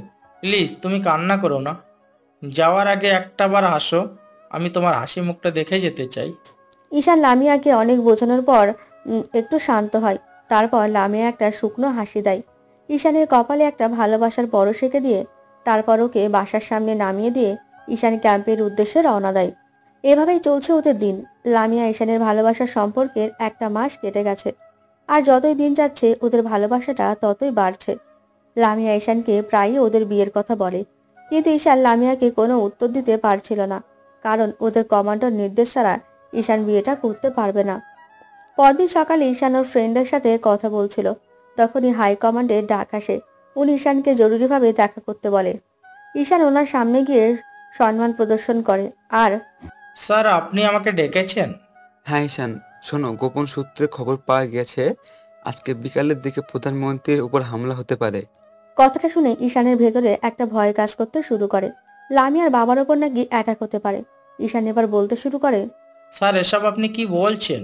হ্যাঁ আমি ঠিকই বলছি, আমাদের হাতে খুব সময় কম। পুলিশ কমিশনার আমাদের কাছে সাহায্য চেয়েছে, একটা চিঠি পাঠিয়েছে। তোমরা এখনই শহরের উদ্দেশ্যে রওনা দাও। প্রধানমন্ত্রীকে সেভ করার দায়িত্ব আমি তোমাদের দিলাম। স্যার আপনি কিছু টেনশন করবেন না, আমরা এখনই রওনা দিচ্ছি। ঈশান তৎক্ষণাৎ ওর টিমের লোকজন নিয়ে তারপর শহরের উদ্দেশ্যে রওনা। দ্রুত গাড়ি ড্রাইভ করাতে কয়েক ঘন্টার মধ্যে ঈশান আর ওর টিম শহরে পৌঁছে যায়। তারপর লামিয়ার বাসার সামনে চলে আসে। লামিয়া ব্যালকনিতে দাঁড়িয়ে আছে। ঈশান গাড়ি থেকে নামতেই ও ঈশানকে দেখতে পায়। তৎক্ষণাৎ লামিয়া দৌড়ে বাসার নিচে আসে, আর ঈশান ওদের বাসায় ঢোকার আগেই লামিয়া ঈশানকে দৌড়ে এসে জড়িয়ে ধরে আর বলতে শুরু করে, এই, তুমি আজকে আমাদের বাসায় আসবে, আর আমাকে একটাবারও বলনি কেন? তুমি জানো তোমাকে দেখার জন্য আমার মনটা কতটা ব্যাকুল হয়ে আছে। এভাবে কেউ সারপ্রাইজ দেয়? লামিয়া, তোমার আব্বু কোথায়? ঈশানের এমন প্রশ্নে ওকে ছেড়ে দিয়ে ওর মুখের দিকে অবাক দৃষ্টিতে তাকায়। তখন ঈশান আবার বলে, কি হলো, তোমার আব্বু কোথায় বলো? কেন, আব্বুকে কি দরকার? কথা বলার সময় নেই, তোমার আব্বুর প্রাণ সংশয় আছে। প্লিজ তুমি বলো তোমার আব্বু কোথায়? ঈশানের কথাটা শুনে লামিয়া বেশ ভয় পেয়ে যায় আর বলতে শুরু করে, এইসব তুমি কি বলছো? হ্যাঁ আমি ঠিকই বলছি, সময় নষ্ট করো না, বলো তোমার আব্বু কোথায়? লামিয়া ঈশানকে ওর আব্বুর যেখানে আছে সেই ঠিকানাটা বলে। ঈশান তৎক্ষণাৎ লামিয়াকে ছাড়িয়ে ওই স্থানের উদ্দেশ্যে রওনা দেবে। তখন লামিয়া বলে, প্লিজ ঈশান, তুমি আমার আব্বুকে বাঁচাও। তোমার আমার উপর বিশ্বাস আছে তো? নিজের থেকেও বেশি। তাহলে ভয় পেও না, আমি থাকতে তোমার আব্বুর কিচ্ছু হবে না। কথাটা বলেই ঈশান বেরিয়ে গেল। অন্যদিকে লামিয়া আব্বু অর্থাৎ প্রধানমন্ত্রী একটা মিটিংয়ে অ্যাটেন্ড করে মিটিং শেষ করে সবেমাত্র বের হয়েছিল। এর মাঝে ঈশান গিয়ে ওনার সামনে দাঁড়ায়, আর কিছু বুঝে ওঠার আগে চারপাশ থেকে গুলি আসতে শুরু করে। তাই ঈশান এবার প্রধানমন্ত্রী অর্থাৎ লামিয়ার আব্বুকে নিয়ে লুকিয়ে পড়ে। শুরু হয়ে যায় তুমুল গোলাগুলি। চারদিকে গুলির শব্দে মুখরিত। একের পর এক লাশ পড়ে যাচ্ছে। সময়ের সাথে সাথে যুদ্ধ তীব্র থেকে তীব্রতর হচ্ছে। এক পর্যায়ে ঈশান খেয়াল করে মন্ত্রী পেছন থেকে কেউ একজন ওনাকে গুলি করার জন্য টার্গেট ফিক্স করেছে। ঈশান তখন ওনাকে সেভ করে দাঁড়ায়। এর মধ্যেই মন্ত্রীর থেকে কিছুটা দূরে একটা লোক হঠাৎ করে এসে মন্ত্রীকে উদ্দেশ্য করে গুলি করলে সেটা গিয়ে মন্ত্রীর হাতে লাগে। ঈশান সেটা দেখে লোকটাকে গুলি করে, আর এর মাঝে মন্ত্রীকে টার্গেট ফিক্স করে আরো 2 জন লোক ঈশান আর কোনো উপায় না পেয়ে মন্ত্রীকে সেভ করে গুলি করতে থাকে, কিন্তু ওদের সাথে পেরে ওঠে না। তাই আর কিছু বুঝে ওঠার আগে সেই লোকটা যখনই মন্ত্রীকে উদ্দেশ্য করে গুলি করে, ঈশান ওনার সামনে থাকায় তৎক্ষণাৎ সেই লোকগুলো গুলিতে ঈশানের বুকটা ঝাঁঝরা হয়ে যায়। একসাথে 4-5টা গুলি ঈশানের শরীরে লাগে, তাই তৎক্ষণাৎ ঈশানের শরীর থেকে রক্তের বন্যা বইতে থাকে। ঈশানের টিমের কিছু সদস্য দেখে ঈশানের এমন অবস্থা দেখে ওই লোকটাকে উদ্দেশ্য করে গুলি করলেই ওরা ঘটনাস্থলেই মারা যায়। ঈশান আর নিজেকে ধরে রাখতে পারছিল না। ওর শরীরটা মাটিতে পড়ে যেতে গেলেই এবার মন্ত্রী ওকে ধরে ফেলে, আর এর মধ্যে ঈশানের কয়েকজন টিম মেম্বার ওদের কাছে এগিয়ে আসলেই ঈশান বলতে শুরু করে, তোমরা এখান থেকে মন্ত্রী সাহেবকে হসপিটালে নিয়ে যাও। এখানে থাকাটা ওনার জন্য নিরাপদ নয়। তুমি কি করলে? আমাকে বাঁচাতে গিয়ে তুমি নিজের জীবনটাকেই এভাবে বিপদের মুখে ঠেলে দিলে। ঈশান একটা শুকনো হাসি দিয়ে তারপর বলতে শুরু করে। স্যার, আমি লামিয়াকে কথা দিয়েছিলাম আপনার কিছু হাতে দেব না। কথাটা বলেই ঈশানের শরীরটা নিস্তেজ হয়ে পড়ে। আর্মি অফিসার অর্থাৎ ঈশানের শরীরে গুলি লাগাতে আর শত্রুপক্ষের লোক সংখ্যা কমিয়ে আসাতে ওরা আর উপায় না পেয়ে পালিয়ে গেছে। শরীরটা নিস্তেজ হয়ে পড়লে ঈশানের টিম মেম্বাররা ওকে আর মন্ত্রী সাহেবকে নিয়ে হসপিটালের উদ্দেশ্যে রওনা দেয়। এর মধ্যে ঘটনাটা সারা দেশে জানাজানি হয়ে গেছে। আর ঈশানের বাসায় লামিয়া এই বিষয়টা জানতে পেরেছে যে কে বা কারা মন্ত্রীর উপর অ্যাটাক করেছিল। ওনাকে বাঁচাতে গিয়ে আর্মি অফিসার ঈশানের গুলি লেগেছে। নিউজটা দেখে লামিয়া আর ঈশানের আব্বু আম্মু কান্না করে দেয়। তারপর ওরা হসপিটালের উদ্দেশ্যে রওনা দেয়। ঈশানকে হসপিটালে আনার সাথে সাথেই অপারেশন থিয়েটারে নিয়ে যাওয়া হয় আর অপারেশন শুরু হয়ে যায়। অন্যদিকে মন্ত্রীর হাতে গুলি লাগাতে ওনাকে আর একটা কেবিনে শিফট করা হয়। পুরো হসপিটালটা সিকিউরিটি ফুল করা হয়। ঈশানের অপারেশন শুরু হয় দীর্ঘ 2 ঘন্টা যাবত, কিন্তু এখনো ডক্টর বের হচ্ছে না। এর মধ্যে আব্বু আম্মু আর লামিয়া ওর আম্মুর সাথে হসপিটালে চলে আসে। লামিয়া প্রথমে ওর আব্বুর কাছে যায়। যখন দেখে ওর আব্বু তেমন কিছু হয়নি, তখন ওর আব্বু ঈশানের কথা বললেই তৎক্ষণাৎ লামিয়া ঈশানের কাছে ছুটে যাওয়ার জন্য কেবিন থেকে বের হয়ে আসে। লামিয়া অপারেশন থিয়েটারের সামনে আসতে দেখে সেখানে ঈশানের আব্বু আম্মু বসে আছে। লামিয়ার আব্বু আম্মুর কাছে এসে বলতে শুরু করে, আন্টি আঙ্কেল, ঈশানের কি অবস্থা? ও কেমন আছে? আমার ঈশান ঠিক আছে তো? লামিয়ার এমন কথা শুনে ঈশানের আব্বু আম্মু ওর দিকে অবাক দৃষ্টিতে তাকায়। ওনাদের চুপ করে থাকতে দেখে লামিয়া বলতে শুরু করে, প্লিজ আন্টি, আপনারা চুপ করে থাকবেন না। একটা বার বলুন আমার ঈশান এখন কেমন আছে? আমি ওর সাথে দেখা করতে চাই। কথাগুলো বলে লামিয়া কান্না করে দেয়। লামিয়া কান্না করছিল আর কথাগুলো বলছিল। লামিয়ার কান্নার শব্দে লামিয়ার আব্বু আর আম্মু সেখানে আসে। তখন লামিয়া ওর আব্বুকে জড়িয়ে ধরে কান্না করে দেয়। তখন আব্বু ওকে সান্ত্বনা দিয়ে বলে, লামিয়া মামনি, তুমি কান্না করো না। কি হয়েছে বলো আব্বুকে। লামিয়ার আব্বু ওকে অনেকক্ষণ যাবৎ একই প্রশ্ন করছে, কিন্তু ও কান্না করার দরুন কিছুই বলতে পারছে না। আর ঈশানের আব্বু আম্মু লামিয়ার দিকে অবাক হয়ে তাকিয়ে আছে। সাথে ছেলের জন্য চোখের পানি তো আছেই। এবার লামিয়া কান্না করতে করতে ওনাদের সব খুলে বলে ঈশান আর ওর সম্পর্কের বিষয়ে। সবটা শুনে লামিয়ার আব্বু বলতে শুরু করে, মামনি, তুমি কান্না করো না, দেখো সব ঠিক হয়ে যাবে। ঈশানে কিচ্ছু হবে না। আব্বু, আমি ঈশানকে অনেক ভালোবাসি, ওকে ছাড়া থাকতে পারবো না। আব্বু, তুমি ওকে বলো না আমার সাথে কথা বলতে। ওর কিছু হয়ে গেলে আমি বাঁচবো না। প্লিজ আব্বু, তুমি আমাকে ওর কাছে যেতে দাও। ঈশানের আব্বু আম্মু লামিয়ার কথাগুলো যতই শুনছিল ততই অবাক হচ্ছিল। স্বয়ং মন্ত্রীর মেয়ে নাকি ওনাদের ছেলেকে ভালোবাসে, এতে অবাক হবারই কথা। আর ওনাদের ছেলে বা কম কিসের? দেশের এত বড় একটা দায়িত্ব জানাতে তার সম্মানটাও কোনো অংশে কম না। এবার লামিয়া ঈশানের আব্বু আম্মুকে উদ্দেশ্য করে বলে, আঙ্কেল আন্টি, তোমরা ঈশানকে বলো না আমার সাথে কথা বলতে। প্লিজ ওকে বলো আমার কাছে আসতে। আব্বু আম্মু এবার কান্না থামিয়ে লামিয়াকে সান্ত্বনা দিতে থাকে।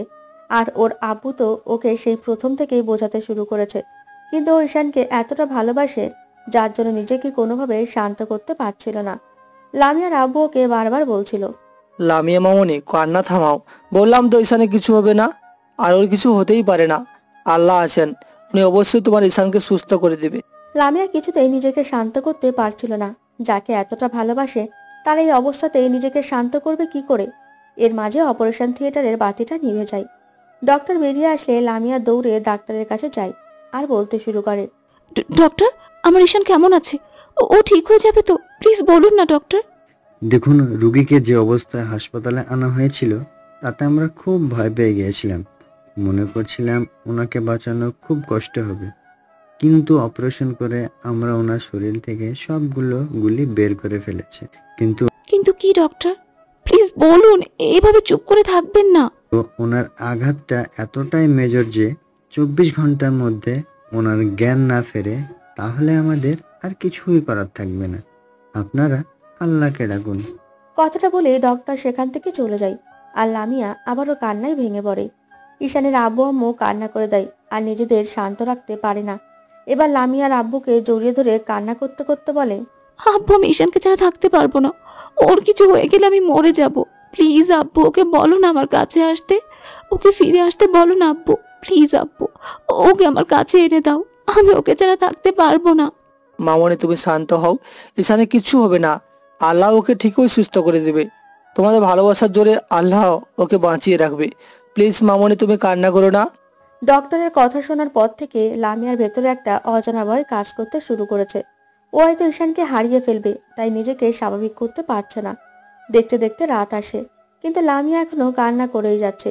ঈশানের আব্বু আম্মু লামিয়াকে বোঝাচ্ছে, কিন্তু লামিয়া কিছুতেই কান্না থামাচ্ছে না। কান্না করতে করতে রীতিমতো হেসকি তুলেছে। অনেক কষ্টে দীর্ঘ একটা রাতে শেষ সকালের আলোয় ফোটে। এর মাঝে ডাক্তার আবার ঈশানকে দেখতে আসে। উনি ঈশানের কাছে গিয়ে তাকানোর দেখে ও তাকানোর চেষ্টা করছে। ডক্টর বুঝতে পারে ঈশানের জ্ঞান ফিরবে। ঈশান আস্তে আস্তে চোখ খুলে দেখে ও একটা রুমে শুয়ে আছে। ওর আর বুঝতে বাকি রইল না এটা হসপিটাল। ডক্টর ওকে চেক আপ করে বাইরে গিয়ে সবাইকে বলে ঈশানের জ্ঞান ফিরেছে। কথাটা শুনে লামিয়া দৌড়ে ঈশানের কেবিনে ঢোকে আর ওর পাশে এসে দাঁড়িয়ে কান্না করতে শুরু করে। ঈশান বুঝতে পারে এটা আর কেউ নয়, ওর লামিয়া। ঈশান ওর দিকে তাকিয়ে বলতে শুরু করে, এই রাজকুমারী, কান্না করছো কেন? দেখো আমি তো ঠিক হয়ে গেছি। ঈশানের কথায় লামিয়ার কান্নার গতিটা আরো বেড়ে যায়। ও ফুপিয়ে কান্না করেই যাচ্ছে। এবার ঈশান আর লামিয়ার আব্বু আম্মু কেবিনে ঢোকে। লামিয়ার আব্বু তখন বলতে শুরু করে, ঈশান, আমি লামিয়ার কাছ থেকে সব শুনেছি। সবটা শুনে যেটা বুঝতে পারছি, লামিয়া তোমাকে অনেক বেশি ভালোবাসে। তোমার যদি কিছু হয়ে যেত তাহলে লামিয়া কিভাবে থাকতে বলো তো? তুমি কেন আমাকে বাঁচাতে গিয়ে এভাবে নিজের জীবনটা বিপন্ন করলে বলো তো? স্যার, লামিয়া আমার থেকে আপনাকে বেশি ভালোবাসে। আর আমি লামিয়াকে কথা দিয়েছিলাম আপনার কিছু হতে দেব না, তাই লামিয়াকে দেওয়া কথাটা রাখার চেষ্টা করেছি। আমার মেয়েটা তোমাকে ভালোবাসে, কোনো ভুল করেনি, আমি সেটা বুঝতে পারছি। আর হ্যাঁ, তুমি সুস্থ হলে আমি লামিয়ার সাথে তোমার বিয়েটা দিতে চাই। আমার তোমাদের সম্পর্কে নিয়ে আমার কোনো আপত্তি নেই। আমার মেয়েটার সুখটাই আমার কাছে বড়। জি স্যার। কিসের স্যার আব্বু, বলো? হ্যাঁ আব্বু। ঈশান আব্বু আম্মুর কোনো কথা বলছিল না, শুধু ওর আর মন্ত্রীর কর্মকাণ্ড দেখছিল। ওদের এইভাবে চুপ করে থাকতে দেখে মন্ত্রী ঈশানের আব্বুকে বলতে শুরু করে, বিআই সাহেব, ওদের বিয়েতে আপনাদের আবার কোনো আপত্তি নেই তো? আরে না না মন্ত্রী সাহেব, আমাদের কোনো আপত্তি নেই। আপনিও আমার ছেলের মতো কি শুরু করলেন? বিআই বলুন বিআই। লামিয়ার আব্বুর কথায় এবার সবাই হাসতে লাগলো, আর লামিয়া ওদের বিয়ের কথা শুনে লজ্জায় লাল হয়ে যাচ্ছিল।